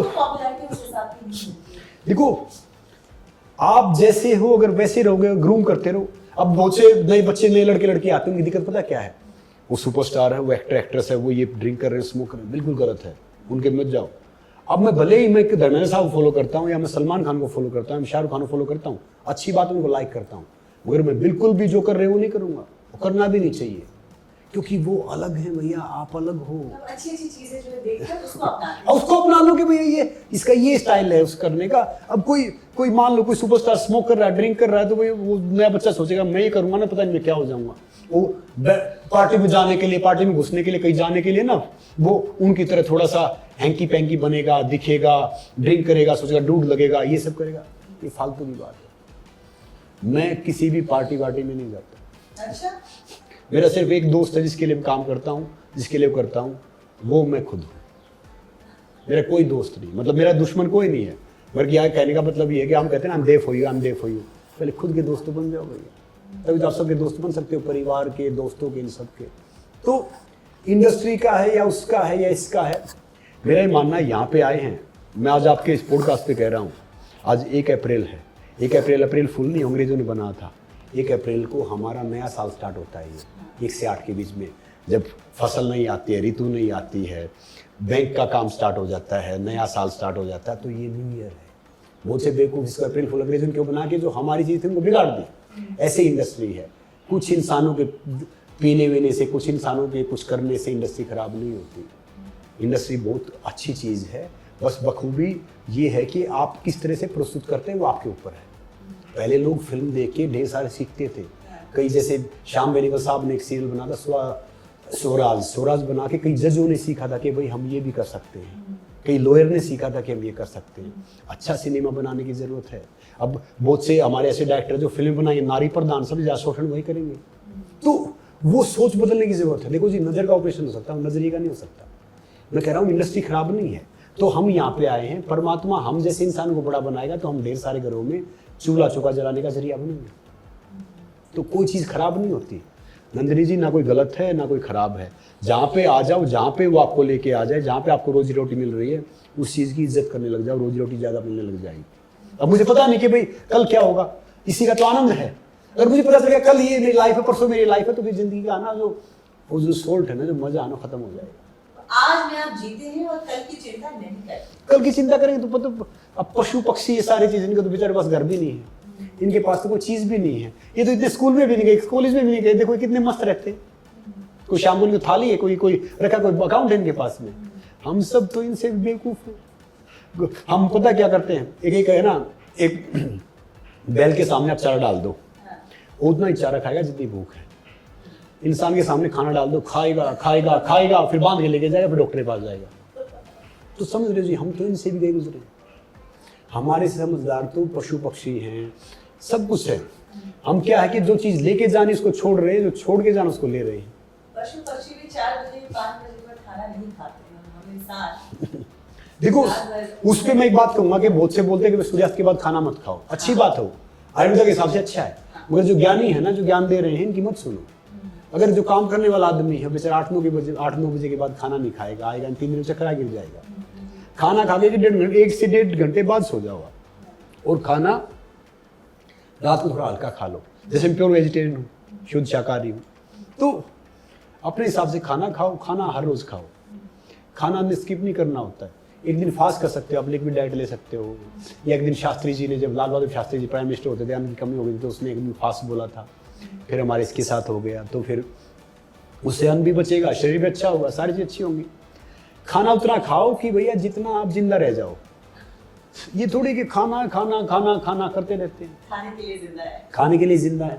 मैं एक बात हमेशा बोलता हूँ, खाना भूख से कम, पानी डबल, वर्कआउट ट्रिपल, और हंसना 4 गुना, आप हो गए फिट। हंसना 4 गुना, वाह। मगर आजकल लोग है ना, हंसते तो हैं मगर दिल से खुश नहीं।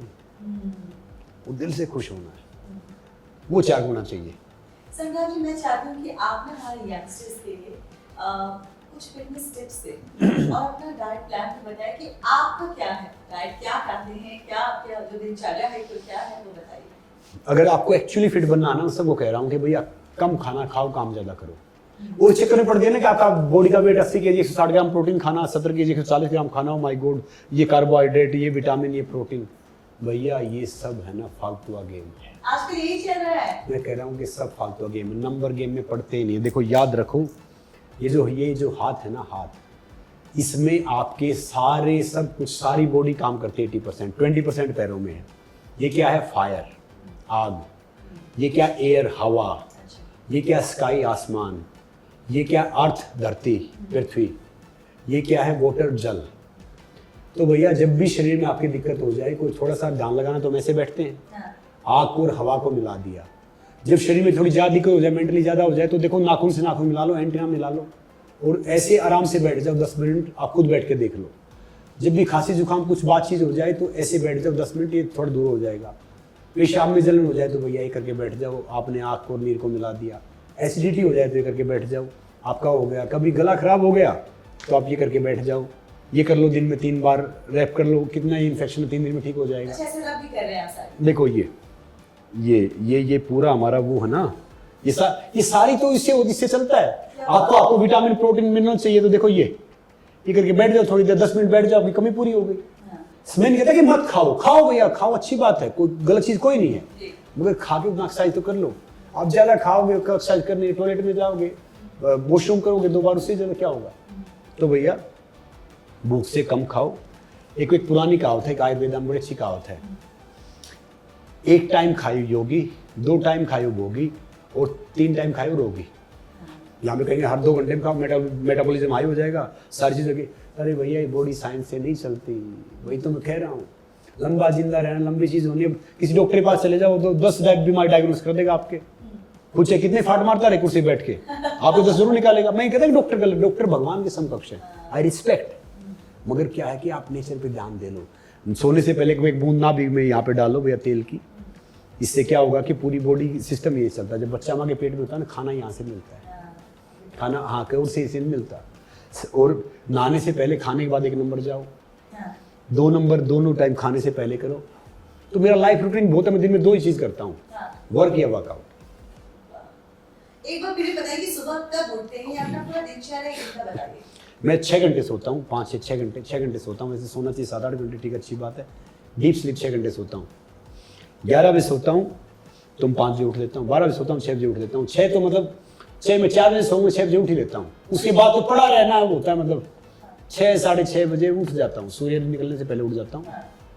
फिर पानी वानी पी के अपना ये सब करके फ्रेशन अप करके फिर मैं 3 घंटे वर्कआउट करता हूँ, 2 से 3 घंटे हर रोज। रोज जी रोज। तो वर्कआउट किया, ये सारी चीज़ें की। वर्कआउट से पहले कुछ खाया? देखो जी, जो ये एप्पल खा लिया, दूसरी चीज़ खा ली, तीसरी चीज़ खा ली, सही वर्कआउट करोगे ना सब कुछ खाया हुआ बाहर आ जाएगा। ये शहरी वर्कआउट में तो आप कुछ भी खा लो, आप ब्रेकफास्ट करके शहरी वर्कआउट कर लो, ये कैलोरीज बर्न करनी है तो जो शहरों वाले करते तो आप कुछ खा कर लोगे, सही वर्कआउट करोगे ना, मेरे साथ वर्कआउट करोगे तो जी थोड़ी देर में सब कुछ बाहर आ जाएगा आप में, अगर आपने कुछ भी खाया है तो। क्या है कि हाँ, फिर भी अगर आपको लंबा वर्कआउट करना है तो आप इलायची केला खा सकते हो, 2 या सेब खा सकते हो। यहाँ योगा प्राणायाम करना तो फिर आप ये खा नहीं सकते हो नॉर्मली, मैं लास्ट में वो करता हूँ। योगा प्राणायाम जरूर करना चाहिए। फिर मैं आता हूँ और आके यहाँ एक चीज और पूछूंगी, लोग आजकल ब्लैक कॉफी बहुत लेते हैं वर्कआउट से पहले, क्या वो सही है? Black coffee, T, coffee, green tea बिल्कुल भी सही नहीं है किसी भी तरह से। कोई भी ये सलाह देता है, ये बात कहता है, बिल्कुल गलत कह रहा है। इससे अच्छा आपको लेना है तो जी 1 गिलास पानी लो, गर्मी का टाइम है, अभी उसमें एक नींबू डाला और 1 चुटकी नमक डाला और 1 चम्मच चीनी डाल लो। चीनी तो वैसे मैं बताता नहीं, उसकी खांड डालो, गुड़ डालो, मिश्री डालो, पर फिर भी डाल लो आधा चम्मच चीनी, कोई फर्क नहीं पड़ेगा, वो आपका नेचुरल ग्लूकोज हो गया, वो पियो ना। कौन सी ब्लैक कॉफी पी के और ये पी के कौन से, ये सब फालतू ही बात है जी, अपना शरीर खराब करना होता है। मैं तो जी इसके बिना वार्म अप हो जाता हूँ। सर्दी तो आप एक काम करो, थोड़ा पानी गर्म कर लो, उसमें थोड़ा सा शहद डाल लो, है जी, थोड़ा शहद डाल लो, थोड़ा वेट को कर रहे तो शहद में थोड़ा नींबू डाल लो गर्म पानी में। तो ये कॉफी, वो भी ग्रीन टी, ये अंग्रेज थे, गुलाम थे। क्रिकेट पता क्या है क्यों अपने अभी तक चल रहा है, जो हम आज तक निकल ही नहीं पा रहे हैं सारे उससे। हम गुलाम थे, शॉट मारते रहते, बॉल उठा उठा के लाते रहते थे। तो जो खेत में भी है ना, जो पढ़ा लिखा नहीं है, वो भी हम कमेंट्री बता देगा कि भाई ऑस्ट्रेलियन की, इंग्लैंड वाला की, हम इंग्लिश कमेंट्री बता देगा कि भाई यहाँ पे स्कोर ये चल रहा है। तो हमेशा कोशिश ये करो कि नेचुरल चीजें खाओ जो हमारे। अब बहुत से बोलते हैं घी नहीं खाना, दूध नहीं पीना, ये नहीं करना। अरे भैया, जो हमारी जलवायु उसके हिसाब से घी, दूध, ये रोटी खाना, ये हमें पचता है। ये अब आजकल एक नया सिस्टम आ गया कि गेहूं की रोटी नहीं खाना। अच्छी बात है, मिलेट खाओ, बहुत अच्छी बात है, गेहूं में। मगर कोई इंसान हॉस्पिटल में एडमिट है, वो कितने फ्रूट खाए, कितना ग्लूकोज पिए, कितना जूस पिए, अगर उसने रोटी टुकड़ा खा लिया ना तो उसकी जान नहीं जाएगी, और बच जाएगा, उसने रोटी अड्डी वाला खा लिया है। तो रोटी तो बहुत इंपॉर्टेंट है। तो जो भी कहता है कि ये चीज पियो, एक आधी बार पी सकते हो आप। प्रोटीन शेक्स जो है आजकल बहुत चल रहा है, देखो ब्रांड्स आ गए हैं प्रोटीन शेक्स, लोग पीते ही पीते हैं प्रोटीन, तो उसके बारे में क्या कहना चाहिए? देखो, मैं ये कहूंगा कि भाई प्रोटीन कोई चीज खराब नहीं है, कोई चीज सही नहीं है। मान लो आपको 20 लाख रुपए मिलते हैं महीने के, मैं आपको 50 लाख रुपए दे दूंगा ऐसी कुर्सी पे बैठे बैठे। आप क्या करोगे? आप आराम से सोओगे, आराम से रेस्ट करोगे। आप ये पॉडकास्ट थोड़ी करोगे, फिर आप 20 लाख कमा रहे हो पॉडकास्ट करके, फिर आपको 50 लाख दे रहा हूं मैं। तो अगर आउटर डालेंगे ना तो जो हमारे ऑर्गन है ना काम करना बंद कर देंगे, धीरे धीरे लीवर, किडनी, ये सब फेल होना स्टार्ट हो जाएगा। आजकल हार्ट अटैक है, ढेर सारी समस्या है, तो फिर आप इसके यूज्ड हो जाओगे। हार्ट अटैक का कारण क्या है, क्यों हुआ है इतना हार्ट अटैक? स्ट्रेस लेना, स्मोक ड्रिंक, ये सब ज़्यादा करना, फिर अनियमित दिनचर्या, फिर खाना, ये कि मैं अब खाने से फिट हो जाऊंगा। वो फिटनेस का आना कोई खाने से नहीं होता। जो आजकल आप देखते हो ना, ये फेसबुक पे, ये इंस्टाग्राम पे 3 वर्कआउट ये आपके बेली फैट ये कर देंगे, 3 वर्कआउट आपका ये कर देंगे, वो सब फालतू की चीज़ है। एक फिटनेस का ना प्रोसेस होता है। मेरी जिंदगी चली गई 28-29 साल हो गए करते करते। कोई 2 दिन में 6 पैक बनाना, 0 साइज होना फिटनेस नहीं है। फिटनेस का पैमाना कि भाई हम अपने दैनिक कार्य आसानी से करें और शाम को हमें नींद आ जाए तो फिटनेस है। आप स्वस्थ हो, आप हेल्दी हो। बाकी किसी के लिए फिटनेस है 10 किलोमीटर भागना, किसी के लिए फिटनेस है भाई 5 घंटे वर्कआउट करना, किसी के लिए फिटनेस है 5 मिनट की वॉक करना भी। मगर मैं कह रहा हूँ पसीना हर रोज निकालो।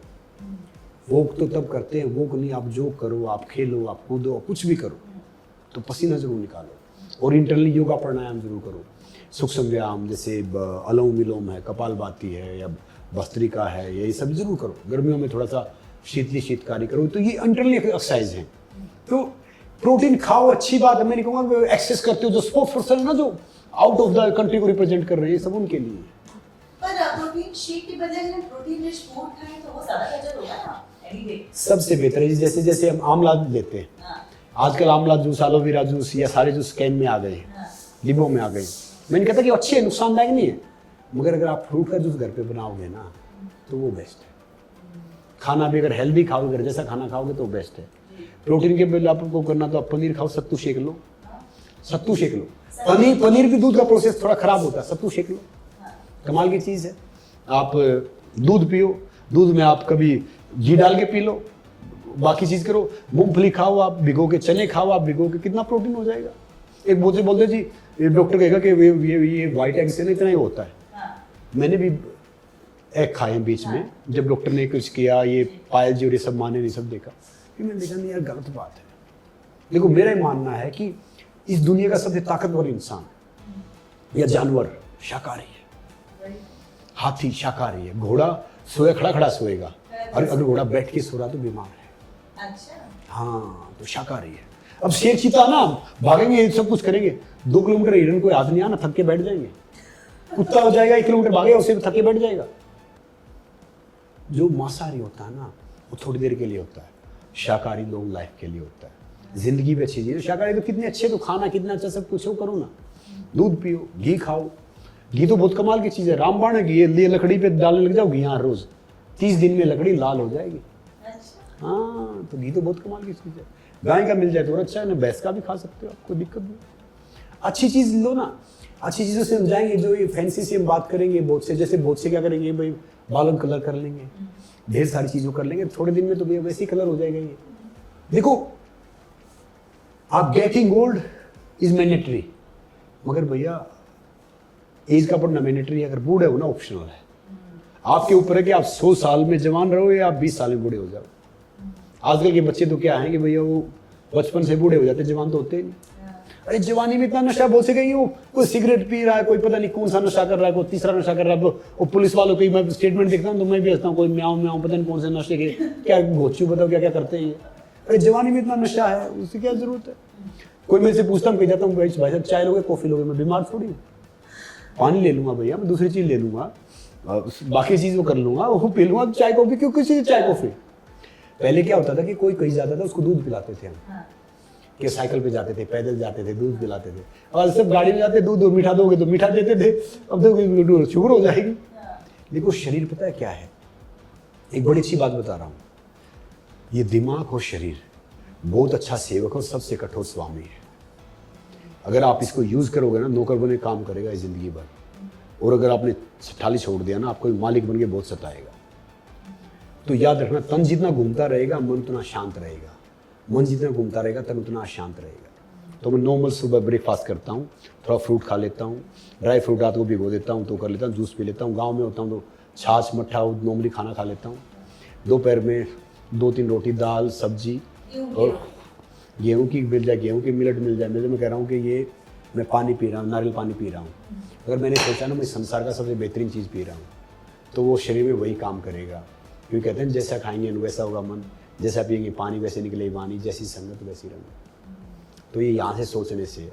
मिलट मिल जाए तो कमाल की बात है, जो गेहूँ की मिल जाए, मिलट मिल जाए, कुछ मिल जाए, एक दाल, एक सब्जी, थोड़ा सलाद और छाछ, ये लेता हूँ दोपहर में। गुड़, थोड़ा गुड़ खा लेता हूँ उसके बाद में। शाम को फिर एक दिन दलिया, एक दिन खिचड़ी। दलिया दूध के साथ, खिचड़ी नॉर्मली घी के साथ खाता हूँ देसी, और फिर रात को सोते फिर दूध पी लेता हूँ। हाँ पी लेता हूँ, मिल जाए तो। दूध में हल्दी डाल लेता हूँ, सर्दी हो तो थोड़ा गर्म करके। तो मतलब बाहर का जंक आपको पसंद नहीं है कि आप जानबूझकर नहीं खाते? कुछ तो फेवरेट होगा, पिज्जा होगा, कुछ ऐसे कुछ फेवरेट नहीं है। जब अपने आप को सजा देनी तो खा लो जी ये चीजें। कोई गलत काम करने को सजा देनी तो पिज्जा बर्गर खा लो, मंगवा लो, ऑर्डर कर दो। तो लास्ट में जंक कब खाया था? मैं 20 दिन यात्रा करता हूँ, बड़े बड़े होटलों में रहता हूँ, मगर वहाँ पे भी उनको बता देता हूँ कि भाई ये बना दो या ये चीज़ कर दो, तो ये सब कर दो। तो कोशिश करता हूँ मैं, तो कभी भी जो दिल करे वो खा लेता हूँ। घर का बनाओ तो खाओ, कहीं बाहर गया खा लिया मगर वो फिर नुकसान तो करेगा 2-3 दिन। वैसे आपकी कोई ऐसी फेवरेट चीज जो बाहर की आपको पसंद हो, कभी चीट करना हो, चीट नहीं तो आप वो जरूर खाते हैं? देखो चीट वीट ये भाषा में समझता नहीं। अच्छा, मतलब कि भाई आज ये कर लिया। बाहर कभी चले गए, मुझे मीठा खाना बहुत पसंद होता था, मैं रसगुल्ले खाता था, मैं देसी घी का कुछ मिठाई खाता था, ये सब खाता था। फिर उनमें चीनी भी ज़्यादा होती है, तो घर पे हलवा बनवाए खाता हूँ, चूरमा बनवाए खाता हूँ, ये सब खाता हूँ, क्योंकि जो हरियाणा से आते हैं उनको मीठा बहुत पसंद होता है। हाँ, मुझे दाल कढ़ी अच्छी लगती है, हाँ, मुझे पनीर की सब्जी भी अच्छी लगती है, मुझे मिस्सी रोटी अच्छी लगती है, तो नॉर्मल चीज़ अच्छी लगती है, चूरमा अच्छा लगता है, हलवा अच्छा लगता है, तो ये चीज़ें मैं खाता हूँ। दूध पीना मुझे बहुत अच्छा लगता है, पहले मैं 10 लीटर दूध पीता था जब मैं रेसलिंग करता था। 10 लीटर एक दिन में? जी, सुबह से शाम तक। तो बॉडी उसको कैसे डाइजेस्ट? तब मेरा वेट 100 kg समथिंग था। कि दूध डाइजेस्ट क्यों नहीं होगा? दूध तो डाइजेस्ट होने के लिए तो होता है। घी पीता था मैं 1 गिलास, जैसे ये नारियल पानी है ना, तो इससे बड़े गिलास में घी पीता था मैं ऐसे ही घी पी जाता था। उसके क्या फायदे? नुकसान क्या? अगर आपको घी हजम हो रहा है, पच रहा है, तो कोलेस्ट्रॉल तो बढ़ सकता है। कौन से कलर ये जी स्पेलिंग ही नहीं आती है, मैं तो जिसे बढ़ेगा उसको जिसको स्पेलिंग आती है सब। एक डॉक्टर आ गया बोला ये साइनसिस होगा, मैंने डॉक्टर साहब आपको ही होगा, तो पता नहीं सही है क्या। ये सब फालतू की बात है जी। भाषा में कोई कोलेस्ट्रॉल नहीं बढ़ता। मेरे दादाजी कहते थे घी खाओगे ना बेटा, चोरी करके खा लोगे तो नुकसान नहीं होगा, शराब पियोगे ना, चाहिए आप पैसे वो करके पी लो तो भी नुकसान होगा। घी खाओगे, शरीर में ताकत आएगी, बैठने देगा नहीं, आप काम करोगे। ये कोलेस्ट्रॉल ये सब आगे भाषा है जी, तो कुछ करोगे नहीं तो फिर खा। याद रखना, बगैर कुछ किए तो आप कुछ खा भी नहीं सकते। एक देखो, सबको बता रहा हूँ, बॉडी की पता कितनी कीमत है, गरीब नहीं है हम। जापानी वैल्यूएशन लगाता है बॉडी की 222 करोड़ 20 लाख रुपए कीमत है एक ह्यूमन बॉडी की, इससे भी ज्यादा। हम ये सोचते हैं कि भाई ये सारी चीज़ है, नॉर्मली है, ये सब है, तो इसलिए फालतू चक्कर में नहीं पड़ना चाहिए। कोलेस्ट्रॉल है, ये सब, और sugar, BP, TB, cancer, arthritis, jaundice की बीमारी नहीं होती है, लाइफस्टाइल डिजीज होती है। अच्छा। हम उल्लू बनेंगे तो ऊपर आ जाएंगे, और हम थोड़े ठीक हो गए तो नीचे चली जाएंगे। ये बीमारी नहीं होती। ये शरीर बहुत मजबूत है, याद रखो। पोस्टमार्टम में चाकू से काटना पड़ता है, तो छोटी मोटी बीमारी आपको कुछ हार्म नहीं करेंगे। अगर वो हॉस्पिटल में आप डरोगे नहीं तो फिर पैसे कैसे दोगे? मैंने कहता कि डॉक्टर कोई गलत है कि कुछ है, वो इलाज करते हैं। मैंने कई इंजुरीज का, कई बीमारीज का मैंने भी इलाज करवाया, मगर कोशिश ये करो कि नेचर से ज़्यादा हील करो। अच्छा, जिन लोगों को कैंसर है, चाहे वो कोई भी स्टेज का हो, आप थोड़ा अगर उनको कुछ टिप्स दे सके ताकि उनकी जिंदगी पूरी संवर सके, तो आप क्या बताएंगे? कैंसर पेशेंट्स के लिए आप क्या बोलना चाहेंगे? क्या खा सकते हैं, क्या ले सकते हैं, क्या कुछ कर सकते हैं? देखो जी, मैं तो एक बात कहूँगा कि देखो, जो कैंसर है, कोई भी बीमारी है ना, वो सिर्फ फिजिकली 10% है, मेंटली 90% है। तो इसलिए मैं कहूँगा कि भाई इस बीमारी है, मगर उसको अगर आपने अपना लाइफ स्टाइल और ये सारी चीज़ थोड़ी जिंदादिली कर ली, आपने खाना थोड़ा हेल्दी कर लिया, थोड़ा हल्दी लेने लगे उस हिसाब से, जैसे 1 गिलास आपने नॉर्मल पानी पिया, दूसरा थोड़ा वार्म लिया, उसमें थोड़ी सी हल्दी डाली, फिर 2 मिनट का रेस्ट दिया, फिर तीसरा गिलास पिया, तो नेचुरल एंटीबायोटिक हो गया। सप्ताह में 1 आधी बार जरूर करना चाहिए, सर्दियों में तो मोस्टली करना चाहिए। बाकी उनको अगर मैं बोलूँगा कि भैया मैं कोई दवाई बताऊँगा या चीज़ बताऊँगा, तो वो एडवाइसेबल नहीं है। नहीं, होम रेमेडी जो आपको लगता है कि नेचुरल तरीके से अगर कोई कैंसर पेशेंट है, वो हम चीजें आप बताएं कि वो लें तो बेहतर हो सकता है। नेचुरल तरीके से तो आप है ना योग जरूर करो। आप भले ही उठ के नहीं कर सकते तो मतलब सारे सूक्ष्म योग करो, अनुलोम विलोम करो, ये सारी चीज़ें करो, योग करो, मेडिटेशन करो, ये सारी चीज़ करो। दूसरा, आप कोशिश करो कि मौसमी फल, मौसमी सब्जियाँ, मौसम के अनुसार अन्न खाओ। तीसरा, आप थोड़ा थोड़ा पसीना निकालो। तो मैं कह रहा हूँ, लिख के दे रहा हूँ। अगर फिर चौथा, थोड़ा से अपने आप में कॉन्फिडेंस रखो। देखो भैया, जाना सबको है, यहाँ से आएगी तब तो जाना है, उसका कोई फर्क नहीं पड़ता। अगर ये चीज़ें आप अपनाओगे तो आप अपना चेक करवा लेना, वो आपका सब नीचे चला जाएगा। मैं ना 4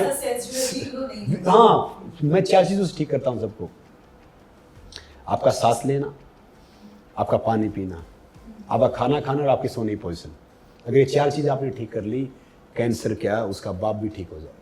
आपको यहाँ एक छोटे से इंसिडेंट अपनी लाइफ से बताना चाहूँगी। मेरे बड़े भाई हैं, उनको ब्रेन कैंसर हो गया था 3 साल पहले, 3.5 साल पहले डिटेक्ट हुआ था। लास्ट स्टेज ब्रेन ट्यूमर था। आज तकरीबन 3.5 साल गुजर गए हैं। वो आज भी बिल्कुल एक भी बार वो बेड पे पड़ा नहीं, बेड नहीं हुआ। और डॉक्टर्स ने कहा था कि सिर्फ 4 महीने 6 महीने ही जी पाएंगे, क्योंकि इसमें कोई इलाज नहीं। देखो जी, तो आज समय तो आपकी बात से बिल्कुल वाकिफ है। देखो क्या है कि जितनी आप में सांस है ना, उसने डाल रखी है, वो सांस उतने आएंगे आपको। और योगा प्राणायाम ये सब अच्छा हेल्दी खाओगे तो सांस बढ़ जाएंगे। कुत्ता मुंह खोल के सांस लेता है, आपको नाक बंद करके डीप सांस लेना है यहाँ से, तो यानी आपकी उम्र लंबी होगी, आप हेल्दी बनोगे। डॉक्टर कहता है ना कि दवाई खा के सो जाओ, हम ठीक, पता है दवाई से नहीं होते। हम डॉक्टर डिग्री देखते हैं, बाहर से आया 2000 रुपये हमारे से ले लेता है, तो हम ठीक हो जाते हैं। फिर लेटते तो हमारे सांस यहाँ से चलने लग जाती है, दिमाग को सैटिस्फैक्शन, दिमाग को। बड़े डॉक्टर से इलाज तो जिस भैया आपको चाहे कैंसर है, आपको कोई भी बीमारी है, तो उसके अनुसार आप है ना माइंड को थोड़ा सा कर लो कि भाई कोई भी चीज़ ऐसी चीज़ है नहीं जो आपको मार सकती है, जो आपको हार्म कर सकती है। सिर्फ वो कहते हैं ना कि देता रब है, जलते सब है, वो जिंदगी दे सकता है वही ले सकता है। तो तीसरा कोई कुछ कर नहीं सकता। अगर आप मौसमी फल खाओगे, मौसमी सब्जियां खाओगे, योगा प्राणायाम करोगे, थोड़ा सा आप पसीना निकालोगे, तो मैं कह रहा हूँ कि इस बीमारी पे आप फतेह हासिल कर सकते हो। क्या बात है, बहुत उनको मोटिवेशन। बिल्कुल। जब मेरे जैसा आदमी रूमेटिक अर्थराइटिस जिसको डॉक्टर बोलते हैं कि भाई 6 महीने जिंदा नहीं रहेगा, बीमारी डेथ के साथ जाती है। मैं जो बोल भी नहीं सकता था एक टाइम पे, मतलब मेरी आवाज़ आज भी अगर मैं स्टडी नहीं करता ना तो मेरी आवाज़ थोड़ी तुतलाने लग जाती है। अच्छा। हाँ, आज भी मैं थोड़ा अपने हिसाब से नहीं करता। स्टैमिना का प्रॉब्लम आपको बचपन में था? मतलब ये नहीं, अर्थराइटिस के बाद थोड़ा सा हुआ था। अच्छा। तो उसके बावजूद आज मेरी आवाज़, मेरी ताकत, मैं जब बोलता हूँ सब कुछ ठीक है, आपने चलना 2 पैरों पे खड़े हुए, अपनी आवाज कुछ भी ठीक नहीं हो, आपने सबको बेहतरीन बना दिया। तभी तो स्पेशल है। हाँ, तभी तो मैं यही तो कह रहा हूँ। तो क्या होता है कि छोटी मोटी जो परफेक्ट है ना, वो जानते नहीं उस हेल्थ का महत्व।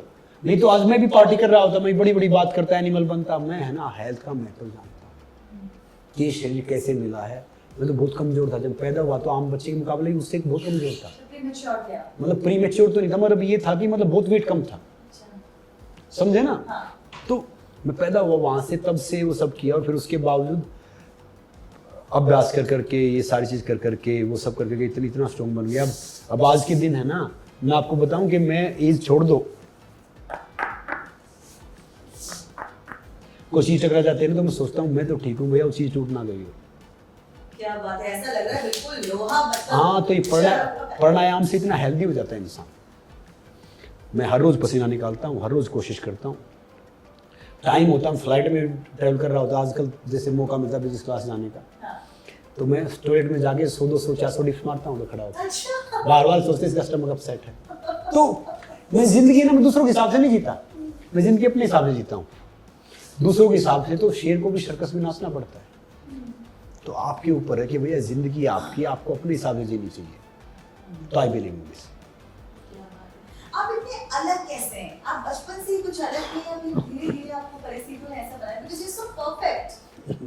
देखो, पॉजिटिव, परफेक्ट। परफेक्ट तो कोई नहीं, मगर मैं बहुत पॉजिटिव हूँ। मतलब कभी भी आप मिलोगे ना, मतलब कभी आप देखोगे कि मैं, पता क्या है, अगर मान लो ये घड़ी है, ये कोई उठाएगा तभी तो नहीं खरीदूंगा ना। दुनिया में, जिंदगी में परिवर्तन आने से नहीं डरना चाहिए, परिवर्तन को रोकने से डरना चाहिए। तो मैं मानता हूँ everything happens for a reason.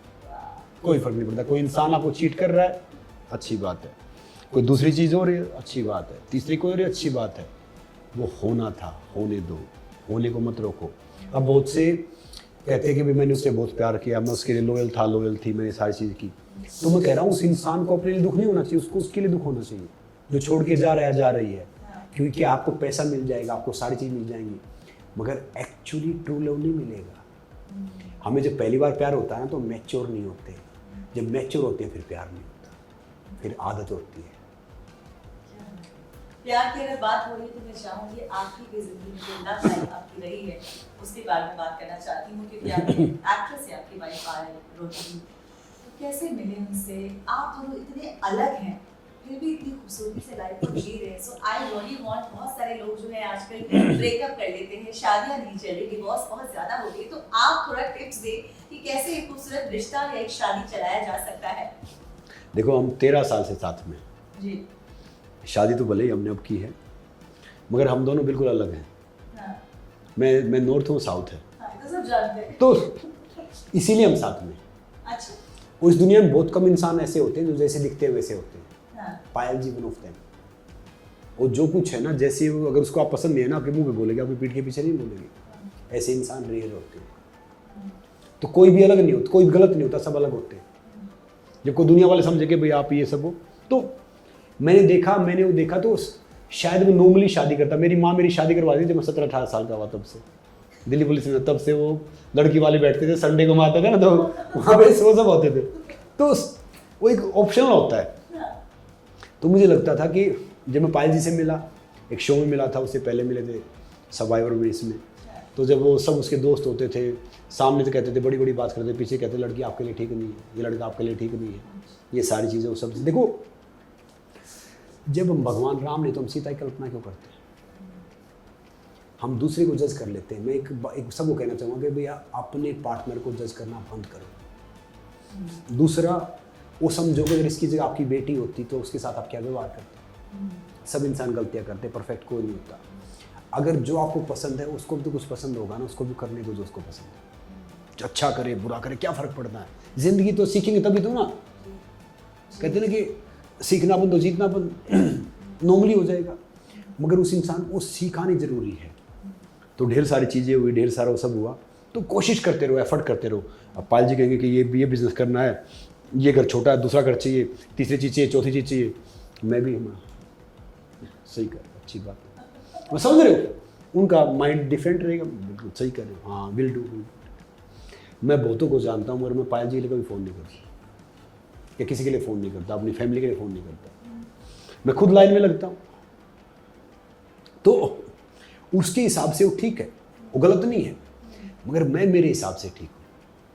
तो तालमेल। अब मैं सबसे कहना चाह रहा हूँ, लड़के लड़कियाँ, भाई चाहिए आप 1000 को डेट कर लो, आप 1000 के साथ जाओ, कहीं भी कुछ कर लो, सब सेम ही है, कोई अलग है ही नहीं। अच्छा। हम तो ये सोचते हैं कि भाई ये अलग है, वो अलग है, तीसरा अलग है, चौथा अलग, कुछ नहीं है। हम आम की ऐड में सब नंगे हैं। तो बाकी आपकी सोच, आपके विचार मिलने कि भाई आप कितने दिन उसके साथ वो कर सकते हो। लड़की थोड़ी जल्दी समझदार हो जाती है, लड़का थोड़ा सा देर से समझदार होता है, थोड़ा बेवकूफ़ रहता है। लड़का समझदार होता है 40 के करीब जाके, 40 पे तो लड़की समझदार हो जाती है 25, 27, 28 के जाके। तो जो बड़ी बड़ी बातें करने से, या आई लव यू, या ये गुलाब तोड़ने से चांद तोड़ दूँ, तारे तोड़ दूँ, मोहब्बत होनी है। गुलाब देने से मोहब्बत होती तो मालिक पूरे शहर का महबूब होता। गुलाब तो वही उगाता है, वही लेके आता है, वही देता है। तो मैं इन सबको कह रहा हूँ कि भाई एक्चुअली आप किसी केयर करते हो, वो प्यार है। लड़की को कोई बड़े बड़े गिफ्ट नहीं चाहिए होते, लड़की को बड़ी बड़ी चीज़ें नहीं चाहिए होती। उसको रिस्पेक्ट दो, उसे केयर कर दो, तो वो बहुत कुछ है। चाहे वो लड़का है लड़की है, तो भैया एक दूसरे की रिलेशन में एक दूसरे की रिस्पेक्ट करो। और जहाँ पे प्यार गहरा होगा ना, वहाँ पे झगड़ा ही बहुत होगा। दो बर्तन रहेंगे, आवाज़ तो आएगी। तो इसीलिए क्या है कि छोटी मोटी चीज़ से, छोटे मोटे उससे रिलेशन में ख़राब नहीं करते। और बाहर वाले तो बैठे ही ऐसे रहते हैं कि भाई कब इनका रिलेशन ख़राब हो, कब नॉर्मली हो। तो यहाँ डिवोर्स करेंगे, वहाँ डेट करेंगे, ये करेंगे। हम आजकल अखबार लेना बंद कर दिया है। तो क्यों बंद कर दिया है? कुत्ता मर गया, 6 पैक, वो डेटिंग ईच अदर, कोई नंगी न्यूज़ इन छापते गोचू। समझ रहे मेरी बात? तो मैं कभी PR पे पैसा नहीं लगाता। क्यों पैसा लगाना भैया? उनको अखबार चलाना तो हमारे जैसे आपने छापना पड़ेगा उनको। नहीं तो छापते रहो भैया, जिनको छाप रहे हो। ये अफलातून और उसने वो कर दिया, और उसने वो कर दिया, उसने वो कर दिया, क्या कर दिया भैया? क्या गड़ाना खाली? उस इंसान को छापो भैया, उस इंसान के बारे में लिखो जिससे कोई सीख सके। आपकी ज़िंदगी है ना, आप चाहिए कैसे पूछो, बहुत इंस्पायरिंग होनी चाहिए। मैंने कहीं देखे भगवान राम अयोध्या रहते, क्या रहते, राजा राम, युवराज राम। वो जब 14 साल वन में गए ना, तब के आए, झेल के आए, सब कुछ करके मर्यादा पुरुषोत्तम भगवान राम बन गए। तो ज़िंदगी में सब जरूरी है। अब यहाँ लिख दे भैया वो डेटिंग ईच अदर, वो उसने फादर ने कर दिया, वो 5 फिल्मों की डील कर ली, 7 फिल्मों डील कर। अरे भैया ये बहुत छोटी सी चीज़ है। जो बड़ा कन्वेंस है ना, वो ज़िंदगी है। Happiness is the highest form of success. कि खुश कैसे रहना है, मुझे आगे कैसे जाना है, मुझे सब करना है। अगर मुझे आनंद आ रहा है पैदल चलने में, आनंद आ रहा है मुझे फुटपाथ पे बैठने में, तो मुझे 5 स्टार आनंद नहीं देगा। जो आपके अंदर रिग्रेट है, जो आप बनना चाहते हो ना, फेल होना तो वो चीज़ करके फेल हो जिसको आप पसंद करते हो, जिसको आप प्यार करते हो। I believe in this. तो इसलिए लाइफ में कभी मत सोचो कि भाई मैंने कर लिया तो ये हो जाएगा, मैं अगर यशराज की फिल्म करूँगा तो मैं ये हो जाऊँगा, या मेरी फिल्म में 100 करोड़ कमा ले तो ये हो जाएगा, या मैं वो डायरेक्टर के साथ काम कर लिया तो ये हो जाएगा। ये करो कि भाई अगर मैं अपनी उससे ये कर लिया तो वो बहुत बेहतर है। मैं बहुत खुश हूँ। मैं कई सुपरस्टार से मैं कह रहा हूँ कि परमात्मा ऐसी ज़िंदगी सबको दे जैसे जो मैं ज़िंदगी में हूँ, ऐसी सोच सबको दे जितना हूँ। मुझे लगता है कि इस धरती का सबसे रिच, सबसे खुश, सबसे ताकतवर इंसान मैं ही तो हूँ। क्या बात। अब खुद बताओ ना। एक ने मेरे से पूछा, एक पत्रकार ने पूछा, इस दुनिया का सबसे अमीर आदमी कौन है इस इंडिया का? तो मैंने कहा मैं ही हूँ। सोचा पहलवान आदमी पागल हो गया है। तो मेरे से पूछा अडानी अंबानी को नहीं जानते? मैंने जानता हूँ। 2-3 महीने बाद उसको अटैक आ गया हार्ट का, उसका फिर बाद में फ़ोन आया, यू आर राइट। तो कहने की बात ये नहीं कि भाई मेरे अगर रिलेशन अंबानी फैमिली में हो गया तो बड़ा आदमी हूँ, या मेरा रिलेशन प्राइम मिनिस्टर साहब मुझे बुला रहे तो बड़ा आदमी हूँ, या सुपरस्टार के घर में पार्टी पे इनवाइट हो गया तो बड़ा आदमी हूँ।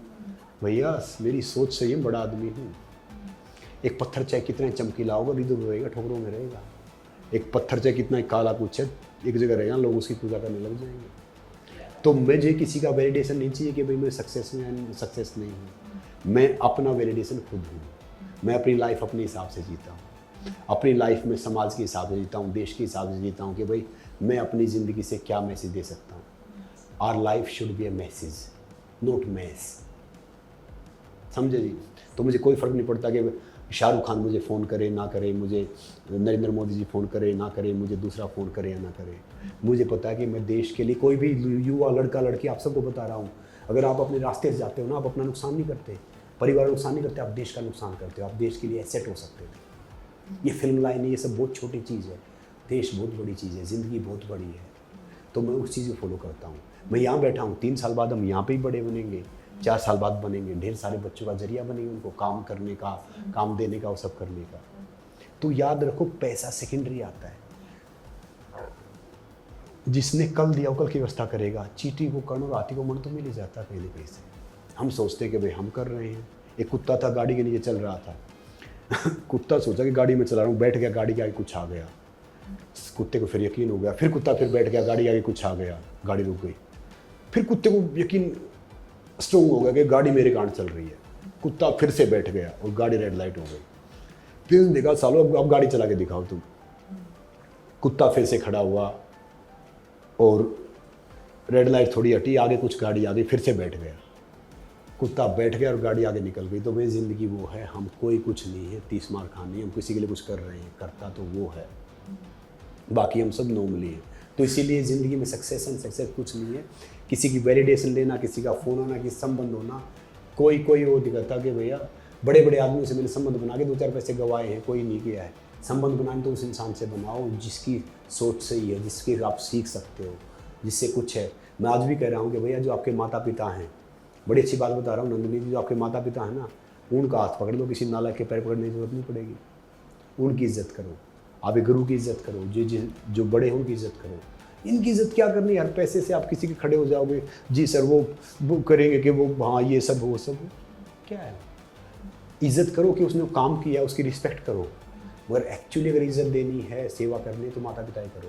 ये सब के कर्म में नहीं, मेरे कर्म में भी नहीं है, क्योंकि मैं बस बहुत दिन से बाहर निकला हुआ हूँ। तो वो सब करो। बच्चे को सिखाओ कि अपने हीरो देख के चुने। हीरो वो नहीं है जो भैया जो मसाला बेच रहा है या जो शराब बेच रहा है, जो कोल्ड ड्रिंक बेच रहा है। आपका हीरो हर वो इंसान है जो समाज के लिए काम करता है, देश के लिए काम करता है। चाहे वो सेना का जवान है, चाहे वो खेत में किसान है, चाहे वो आम इंसान है, वो हीरो है। तो बच्चे को सिखाओ कि भाई आपके हीरो कौन है। हीरो पर्दे पे आता हुआ हीरो नहीं होता, या हीरो हर जगह हर हीरो नहीं होते। हीरो हर इंसान वो हीरो है, वो हीरोइन है जो सही काम कर रहे हैं।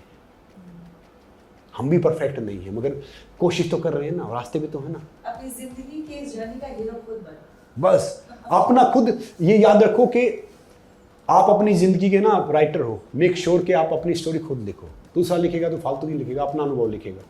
आप अपना अनुभव लिखो ना, अपनी फिल्म में खुद डायरेक्टर बनो, खुद राइटर बनो, खुद एक्टर बनो, खुद एक्ट्रेस बनो, खुद सारी चीज़ बनो। तो वही कह रहा हूँ कि भैया वो चीज़ सीखो, वो चीज़ देखो। आपकी जिंदगी पर अगर एक फिल्म बने बायोपिक, तो आपको क्या लगता है बॉलीवुड में वो कौन से एक्टर होंगे जिन आप चाहेंगे कि वो आपका रोल अदा करें? वैसे मुझे किसी ने अप्रोच किया था, कईयों ने, बात आगे बढ़ गई थी। मेरे कोई कॉन्ट्रैक्ट है, कुछ कई ऐसे क्लोज थे जिसके कारण बात आगे नहीं गई। फिर मैं सोचता हूँ मैं तो बहुत छोटा हूँ, कुछ किया नहीं ज़िंदगी में, कुछ करना बाकी है अभी। तो सारे एक्टर बहुत टैलेंटेड हैं। मैं जितने मैं एक्टर देख रहा हूँ बहुत टैलेंटेड हैं, कोई भी कुछ कर सकता है। मगर मेरे हिसाब से जैसे रणवीर कपूर है, या विक्की कौशल है, रणवीर सिंह है, ये थोड़े से मतलब एनर्जेटिक है। बाकी फिल्में ऐसी बननी चाहिए जैसे 12th फेल है। क्या फिल्म है? क्या फिल्म है। बल्कि हालांकि देखो, I respect everyone, every film, मगर आप एनिमल जैसी फिल्म से कुछ सीख नहीं सकते। आप 12th फेल से बहुत कुछ सीख सकते हो। आप एनिमल बहुत बड़े बड़े एक्टरों ने काम किया, बड़े बड़े डायरेक्टरों ने काम किया, बड़ी चीज़ सक्सेस कर दी, मगर वो मुझे पसंद नहीं आई। आपको एनिमल पसंद नहीं, मुझे पसंद नहीं आई। बस मैं आई रिस्पेक्ट, मैंने बॉबी भाई के साथ काम किया, आई रिस्पेक्ट, मतलब एक जब वो सुपरवाइज कर रहा था। रणवीर भी बड़े स्टार हैं, डायरेक्टर भी बड़ा स्टार है, मगर ये फिल्म को सीखने लायक नहीं। भले ही आप नंबर गेम में चले गए, फिल्म देखो, दंगल देखो। अच्छा, एक सलमान जी ने एक फिल्म की थी सुल्तान, मुझे आज भी याद है कि उन्होंने एक मैसेज किया कि मैं फिल्म में पहलवान तो लगा ना, पहलवानी नाक तो नहीं कटी ना, मैंने कहा उन्होंने आपको बोला? हाँ मैसेज किया उन्होंने, तो मैंने कहा इसी फिल्म में एक्टर लगे, बाकी सब में पहलवान ही लग रहे थे क्योंकि सलमान ने एक बड़ा कमाल का सीन किया था, मतलब मेरी नज़र में सलमान खान बहुत बड़ा एक्टर है, हाँ। धर्मेंद्र साहब बहुत बड़े एक्टर हैं, क्योंकि वो कैमरा सेंस और जो स्टारडम है जो बहुत बड़ा है, वो जो मिरर के सामने जो उन्होंने शर्ट निकाला ना, क्या कमाल का सीन था। मतलब सलमान जी को देख के लगा था, मैंने बोला था कि भाई ऐसा लग रहा था कि मैं हूँ, मतलब समझ रहे हो, बहुत कमाल का काम किया। बाकी छोड़ दो, देखो चलना नहीं चलना दूसरी बात है, मगर वो अच्छा था। मैं नहीं कहूँगा कि भाई कोई चीज़ किसी आंकड़ों से कोई इंसान सफल हो गया तो इंसान सही है, कोई इंसान सफल नहीं हुआ तो सही नहीं है। अब जैसे 12th फेल मैंने देखी तो मुझे बहुत अच्छी लगी, मैंने बहुत खूबसूरत फिल्म है। हाँ मैंने OTT पे देखी तो मुझे बहुत अच्छी लगी, दंगल मैंने देखी बहुत अच्छी लगी, तो चक दे देखी मैं बहुत अच्छी लगी। तो जो फिल्में हैं तो मैं बताऊँगा ना कि वे फिल्में हैं। अब कई मैंने शाहरुख खान साहब की जो आजकल मैं फिल्म देखता हूँ तो मुझे समझ में नहीं आती, जवान, पठान। हालांकि मैं वो देखी, मैंने पठान देखी थी, मुझे समझ में नहीं आया कि क्या है। अगर मैं 12-13 साल का होता तो मैं इंजॉय करता शायद। आजकल के फिल्म में वो ऐसे तार से उड़ गए, तार से आ गए, तार से हो गए। सिनेमा भी वो होना चाहिए कि मैं नहीं कहता कि भाई वो बहुत बड़े हैं, अपनी फील्ड में बड़े हैं, आई रिस्पेक्ट देम, उन्होंने किया है, मगर जो एक सिनेमा जो रियलिस्टिक सिनेमा है ना, जो आधारित है, जैसे प्रकाश झा साहब बनाते हैं, श्याम बेनेगल साहब बनाते हैं, इवन कई दौर बनाते हैं, तो सिनेमा थोड़ा ऐसा है कि आप सीख सकते हो, समझ रहे हैं? गलत कोई नहीं है। अब यश चंद्र साहब की फिल्में होती है, यश चोपड़ा साहब थे, कितने बड़े मेकर थे, समझे ना? गलत कोई नहीं है कि भाई ये गलत है या डिफरेंट है, तो कोई भी कुछ करे, हो सकता है। I respect everyone but I am not fan of any. I respect everyone, but I am not fan of anyone. I am fan of my mother. I am fan of my father. I am fan of my mentor. I am fan of that person जिससे इनको सीख सकता हूँ, समझे जी? तो आपकी film में जो है आप चाहेंगे कि रणबीर कपूर जो है आपकी बायोपिक में, क्योंकि रणबीर कपूर एक्टर बहुत अच्छा है, वो अपनी बॉडी को भी काम को वो कर लेता है। मैं नहीं कहूँगा कि वो काम करे, विक्की कौशल बहुत बड़ी एक्टर है, रणवीर से, सारे एक्टर बहुत कमाल के हैं। जितने नए को देख रहा हूँ मैं, इवन जिसको मैं देख रहा हूँ, तो देखो सब एक्टिंग का एक जो स्केल है ना वो लेके जा रहे हैं आगे। मैं तो बहुत पॉजिटिव इंसान हूँ, पॉजिटिव चीज़ देखता हूँ मैं। जो भी फिल्म देखूँ, मैंने इवन मैंने फिल्म देखी थी उसकी, वो वरुण धवन की फिल्म देखी थी, वो फिल्म चली नहीं थी, और वो फिल्म में उसने क्या कमाल काम किया था। जो थोड़ी डार्क सी फिल्म आई थी अक्टूबर, क्या कमाल काम किया था उसने, भले ही चाहे वो हो नहीं हो, मैं कहीं फ्लाइट में मैंने फिल्म देखी हो। तो एक्टर कोई वो नहीं है, एक्टर सब याद रखो, कोई एक्टर छोटा बड़ा नहीं होता। एक मौका आपको बहुत बड़ा कर देता है और एक मौका आपको बिल्कुल डाउन कर देता है, समझ रहे ना? हाँ बिल्कुल, जैसे भूमि को मैं जानता हूँ, उनकी मदर को मैं जानता हूँ, उनकी मदर वही से है, तो मेरे लिए ऐसे है छोटी बहन की तरह। तो उसने देखो वहाँ से कास्टिंग से स्टार्ट किया, वो जो लगा दिया हिस्सा से, देखो उसने कितना उसका वो देखो। तो कोई एक्टर ही होता है, कोई छोटा बड़ा नहीं होता। वो एक मौका होता है कि मौका आपको अब मिल गया है, बाद में मिला। पंकज त्रिपाठी जी देख लो, is a very good actor. Manoj Vajpayee साहब देख लो, इरफान खान साहब देख लो, मतलब समझ रहे हो ना? तो एक्टर कोई खराब नहीं है। मेरी नज़र में धर्मेंद्र साहब से बड़ा कोई एक्टर ही नहीं है। हाँ, मतलब मैं कह रहा हूँ कि उनसे बड़ा एक्टर कैसे हो सकता है? उनकी सत्यकाम देखो, चुपके देखो, वो आहिस्ता देखो, या फिर ये फिल्में देखो, कितने बेहतरीन एक्टर हैं। बच्चन साहब देखो, डिफरेंट है। कभी मैं सोचता था कि भाई काम करूं, फिर मैं कई ब्रांड का 2-3 साल से बच्चन साहब के साथ ब्रांड एम्बेसडर हूँ, डिफरेंट उससे। तो क्या होता है कि आप किसी को कम पे, कोई एक्टर खराब नहीं है। हम इनसे इसमें सीख सकते हैं कि भाई ये कैसे आप इन्हें कर रहे हैं। अगर इनकी जगह हम होते तो हम क्या करते? वो सीखो, आप देख के सीखो, मगर याद रखो कि आपको वो चीज़ सीखनी जो अच्छी चीज़ है। परफेक्ट मैं भी नहीं हूँ, परफेक्ट कोई नहीं है, अच्छी चीज़ ले लो वहाँ से, खराब मैं ऐसे अवार्ड फंक्शन में इसमें कई बार मिला हूँ नॉर्मली। मगर क्या था कि हमारे उधर स्टार वही होते थे, धर्मेंद्र साहब, क्योंकि उन्हीं की फिल्में चलती थी। बाकी तो मतलब नॉर्मल था, जो हम देखते थे 2-4 ये सब उनकी फिल्में देखते थे। मैंने धर्मेंद्र साहब बोला कि नहीं, हम तो आपको देख के ही आए, क्योंकि वो इंसान अच्छे, he is a very good human being. देखो मेरा ही मानना कि एक्टर भले ही छोटा बड़ा हो, कोई फर्क नहीं पड़ता, इंसान सही होना चाहिए। इंसान सही है तो सारी चीज़ सही, इंसान सही तो फिर फायदा नहीं। अच्छा, अगर आपको एक दिन के लिए प्राइम मिनिस्टर बना दिया जाए इस देश का, तो आप क्या बदलाव लाना चाहेंगे देश में?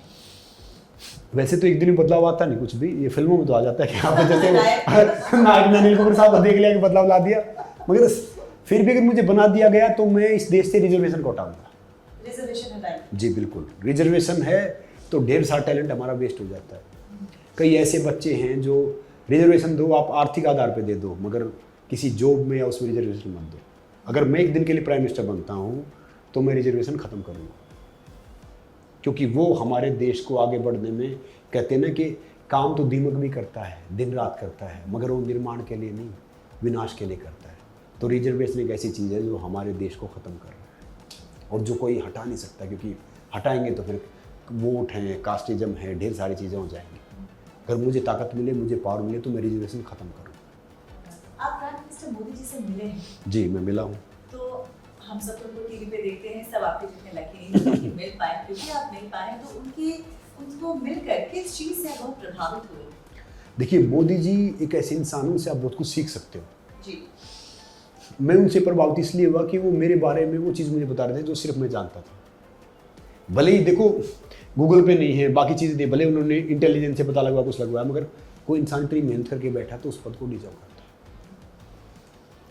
वो पहले प्रचारक थे तो हरियाणा में रहे, तो उसने मेरे गाँव कुआ तक बताया कि मैं वहाँ पे मैं ऐसे स्नान करता था और ये सब चीज़ें, और मेरी आँख पे चोट दिन चश्मा पहने हुए था, तो मैंने बताया। तो मतलब जितनी बार उनसे इंटरेक्शन हुआ, मिलने का मौका मिला, तो वो एक बच्चा जो चाय बेचता है, जो जहाँ से आता है, और आज वो वर्ल्ड का सबसे प्रभावी इंसान बनता है। एक देश जो उसको वीज़ा नहीं देता था, आज वो देश उसके लिए खड़ा हो जाता है, बिक जाता है। तो ये सक्सेस है, क्योंकि उसने ना वो ट्रेंड चेंज किया है। आई बिलीव इन दिस कि वो ट्रेंड चेंज करो। देखो पॉलिटिक्स में या इसमें उसमें मेरा कोई वो नहीं है कि भाई मैं कोई नेता जाऊँ, नेता बनूँ, ये सब कुछ करूँ। मेरा ये महत्व है कि भाई हम कैसे योगदान कर सकते हैं। मगर कुछ ऐसे हुए जिनसे आप सीख सकते हो। जैसे लाल बहादुर शास्त्री जी थे, आप उनसे बहुत सीख सकते हो। इवन इंदिरा गांधी जी थी, आप उनसे भी सीख सकते हो। मोदी जी हैं जो मॉडर्न युग में सोशल मीडिया इसमें, आपने उनसे एक ऐसी क्या चीज़ सीखी? मैंने मोदी जी से जो एक चीज़ सीखी कि भाई चाहे कोई कुछ करे, सब आपके अगेंस्ट हो जाए, मगर आपको अपना बेस्ट देते हुए जाना है, आपको अपना काम करते हुए जाना है। ये मोदी जी की सबसे बड़ी खूबी है। चाहे कोई कुछ बोले, कोई कुछ कहे, वो अपना जो करना करते रहते हैं। ये मैंने उससे सीखा लगातार। इस देश के स्पोर्ट्स मिनिस्टर हैं, अगर आपको वो बना दिया जाए एक दिन के लिए, तो फिर आप क्या बदलाव लाएंगे स्पोर्ट्स की दुनिया में? अभी जो स्पोर्ट्स मिनिस्टर है वो मेरे बड़े अच्छे परिचित हैं, अनुराग सिंह ठाकुर जी, हाँ। और बड़े अच्छे इंसान भी हैं। मगर मेरा ये मानना है कि एक दिन में तो कुछ आता नहीं। अगर मैं एक दिन स्पोर्ट्स मिनिस्टर मुझे बना दिया जाए तो मैं, हमारे यहाँ पे सब कुछ मिलता है, मगर भरते हुए सब भरते हैं, खाली को कोई नहीं भरता। जो बिल्कुल मैं बेसिक स्तर से स्पोर्ट्स की वो कर दूँ, जो हमारी जो साई, आजकल तो बहुत कुछ हो गया है, मगर जो एक बच्चा जो गांव में रहता है ना, छोटा सा, जो खेत में काम करता है, जिसका सब कुछ करता है, जो टैलेंट वहीं पे ख़त्म हो जाता है। एक्चुअली टैलेंट आगे ही नहीं आ पाता। अब उसके ना उतने पैसे मिल पाते, ना चीज़ें मिल पाती। जो आप मेडल जीतते हो, जो आप चैंपियन बनते हो, तब आपको सब सपोर्ट करते हैं, तब मिलता है। तो अगर मैं स्पोर्ट्स मिनिस्टर बनूँ तो मैं उस बेसिक धर्रे को चेंज कर दूँगा कि देश में हमारी जो ब्रीड है ना बहुत स्ट्रॉन्ग है। हम ओलंपिक में तब तक टॉप 10 में क्यों नहीं पहुँचे हैं, टॉप क्यों नहीं आए हैं? क्योंकि वो धर्रा धीरे धीरे चेंज हो रहा है, उसको चेंज करने की ज़रूरत है। अभी हम ओलंपिक में जा रहे हैं। मैंने इवन स्पोर्ट्स मिनिस्टर साहब को मैसेज भेजा था अभी कि देखिए सर, अभी हमारे पास बहुत फैसिलिटी है, हमारे पास बहुत सुविधाएं हैं, सरकार ने बहुत पैसा लगाया, खिलाड़ी ने बहुत ताकत लगाई, बहुत एनर्जी लगाई, सब कुछ लगाया है। अगर हमें एक सही मेंटर मिलेगा ना, टीम को जो मेंटली ठीक करेगा, तो हम ज़्यादा पदक जीत सकते हैं। और मेंटर ये नहीं कि साइकोलॉजिस्ट ले आए जिसने किताब पढ़ी, या कोई स्पोर्ट्स पर्सन आ गया पुराना जो ओलंपिक मेडलिस्ट है, फिर वो ईगो में रही। उनको वो मिले जो उनका दिमाग समझे, जो उन जैसा वो आम इंसान हो। और मेरा ये मानना है कि उससे हम अपने पदक ज़्यादा जीत सकते हैं। क्या बात। अच्छा, ऐसी कोई बात आपको याद है जो आपको आज तक, आप कह सकते हैं कि पास्ट का कोई ऐसा ट्रॉमा है आपकी लाइफ में जिससे आप निकल नहीं पाए आज तक? मैं जब भी अपनी लाइफ में डिमोटिवेट होता हूँ तो मैं अपनी जर्नी देखता हूँ, कहाँ से शुरुआत किया था, कहाँ पे किया, कहाँ पे वो किया। हाँ। और जितनी मेरी पास की गलती थी तो उन सबको बहुत थैंक यू बोलता हूँ। थैंक यू बोलते हैं। हाँ, अगर वो सब नहीं होता तो मैं यहाँ पे नहीं होता। अगर मुझे सब कुछ मिल गया होता तो मैं यहाँ नहीं होता। गलतियाँ करता हूँ, थैंक यू बोलता हूँ। पहले मैं सोचता था कि मेरी बहन पढ़ेगी, कोई उसका मुझे अफसोस रहता कि मेरी बहन पढ़ेगी तो शहर जाएगी तो हम नहीं जाएंगे। जब मैं छोटा था तो मैं सोचता था अगर वो और पढ़ती ना तो वो और बड़ी बहन थी सबसे। तो अब गांव में जो भी कोई किसी की लड़की होती है कहीं पे होती है ना, पढ़ना चाहते हैं कुछ करना चाहते हैं, तो मैं उनको out of the way support करता हूँ कि भाई इनको पढ़ने दो, अभी शादी मत करो, अभी मत करो, इनको जाने करने दो आगे। तो ये मैं थोड़ा सा कई बार फील करता हूँ कि उस टाइम में बहुत छोटा था, अब मुझे वो सपोर्ट करना चाहिए था। बाकी कोई ऐसा ट्रोमा नहीं है कि भाई ये चीज़ थी या ये चीज़ थी या ये चीज़ होनी चाहिए, वो तो। अच्छा, जब छोटे थे आपकी ज़िंदगी में आप बहुत चल नहीं पा रहे थे, बोल नहीं पा रहे थे, बहुत सारी तकलीफों का सामना कर रहे थे, यहाँ तक कि ये भी कि आप शायद जिंदा रहेंगे नहीं रहेंगे आपको ये भी नहीं पता। आप खुद पर्सनली, चलिए हम कहते हैं ज़रूर कि अभी बी पॉजिटिव, घर वाले बोलते हैं कुछ नहीं होगा, बोलते तो सब अच्छा है, लेकिन रियल लाइफ में आप अंदर से जब लोगों में होते थे अकेले, तो क्या लगता था आपको कि ये सब शोर लगती थी ये बातें लोगों की, या फिर आप डिप्रेस्ड भी होते थे, लो भी फील करते थे? देखो जी, आज तक मुझे नहीं पता कि डिप्रेशन क्या होता है, स्ट्रेस क्या होता है। अच्छा। और ना हम उस स्टेज से आए कि भाई कोई रूम था, उधर कुछ चीज़ें थी। पहले क्या होता था कि मकान कच्चे थे मगर दिल पक्के थे। आजकल मकान पक्के हैं, दिल कच्चे हैं। अब आजकल लोग कहाँ दिल की बात करते हैं, अपनी व्हाट्सअप इंस्टाग्राम स्टोरी छुपा लेते हैं, तो दिल की बात कहाँ खोल के रखेंगे। हाँ, तो कुछ वैसे भी वैसे असली नहीं है, तो सब fake तो ही मुझे है। ये नहीं पता कि जी स्ट्रेस क्या होता है, डिप्रेशन क्या होता है, मुझे खुद नहीं पता। मैं जिस माहौल से आया हूँ, जिस माहौल से मैं आया हूँ और जहाँ से मैं आया हूँ लड़के, तो मुझे कोई स्ट्रगल लगता है नहीं। स्ट्रगल तो हर रोज़ लाइफ में, मुझे संघर्ष लगता है नहीं, मैं तो हर रोज़ इंजॉय करता हूँ। तो टेंशन नहीं लेते हैं किसी की टेंशन लेना, मैं समझदार, आप टेंशन किसी चीज़ से। रोजमर्रा की जिंदगी में उस टाइम तो टेंशन नहीं होगी, आप देखो, तो एस्टैब्लिश्ड हैं। नहीं, स्टैब्लिश कोई स्टैब्लिश नहीं है, स्टैब्लिश कोई नहीं होता। जो कहेगा स्टैब्लिश हो तो झूठ बोल रहा है। इवन शाहरुख खान स्टैब्लिश नहीं है, इवन सलमान खान स्टैब्लिश नहीं है यहाँ पे, यशराज स्टैब्लिश नहीं है। ऐसा आप क्यों कह रहे हैं? क्योंकि इसलिए स्टैब्लिश नहीं है क्योंकि जी इनको तो एक बेंच मार्क कर ले, उससे आगे कुछ करना है ना। हाँ, अब ग्रीड रहेगी हमेशा। ग्रीड भी रहेगी, और फिर क्या है कि जितना आप जाओगे उसके हिसाब से आपके खर्चे होते जाएंगे, हाँ, उसके हिसाब से आपकी चीज़ चलती रहेंगी। right। समझे ना जी, स्टैब्लिश कोई नहीं है जिंदगी में, तो लाइफ वही है। क्या बात है, आपकी सारी बातें बहुत इंस्पिरेशनल है। मतलब मुझे लगता है ये पॉडकास्ट अगर लोगों ने देखा तो उनकी जिंदगी का एक जरिया जो है, पर्सपेक्टिव बदल जाएगा जिंदगी की बहुत सारी चीजों में। मैं आपसे तुमसे एक सवाल ये करना चाहती हूँ कि एक ऐसी चीज जो आपको इंस्टेंटली खुश देती है, आपको खुश करना है तो इंसान वो चीज कर दे और बिल्कुल खुश हो जाए। मैं किसी दूसरे के लिए कुछ कर पाता हूँ ना, तो चीज़ मुझे बहुत खुशी देती है। मैं किसी को कुछ देने का जरिया बन जाता हूँ या किसी को खुश करने का जरिया बन जाता हूँ, तो चीज़ में खुशी देती है। या किसी जानवर को, इंसान को, या किसी को, तो मेरा वो खुश होने का जरिया है। क्या बात है। आपकी सबसे बड़ी स्ट्रेंथ क्या है? मेरी सादगी, मेरा जो डाउन टू अर्थ नेचर है या जो मेरा व्यवहार है, वो मेरी स्ट्रेंथ है।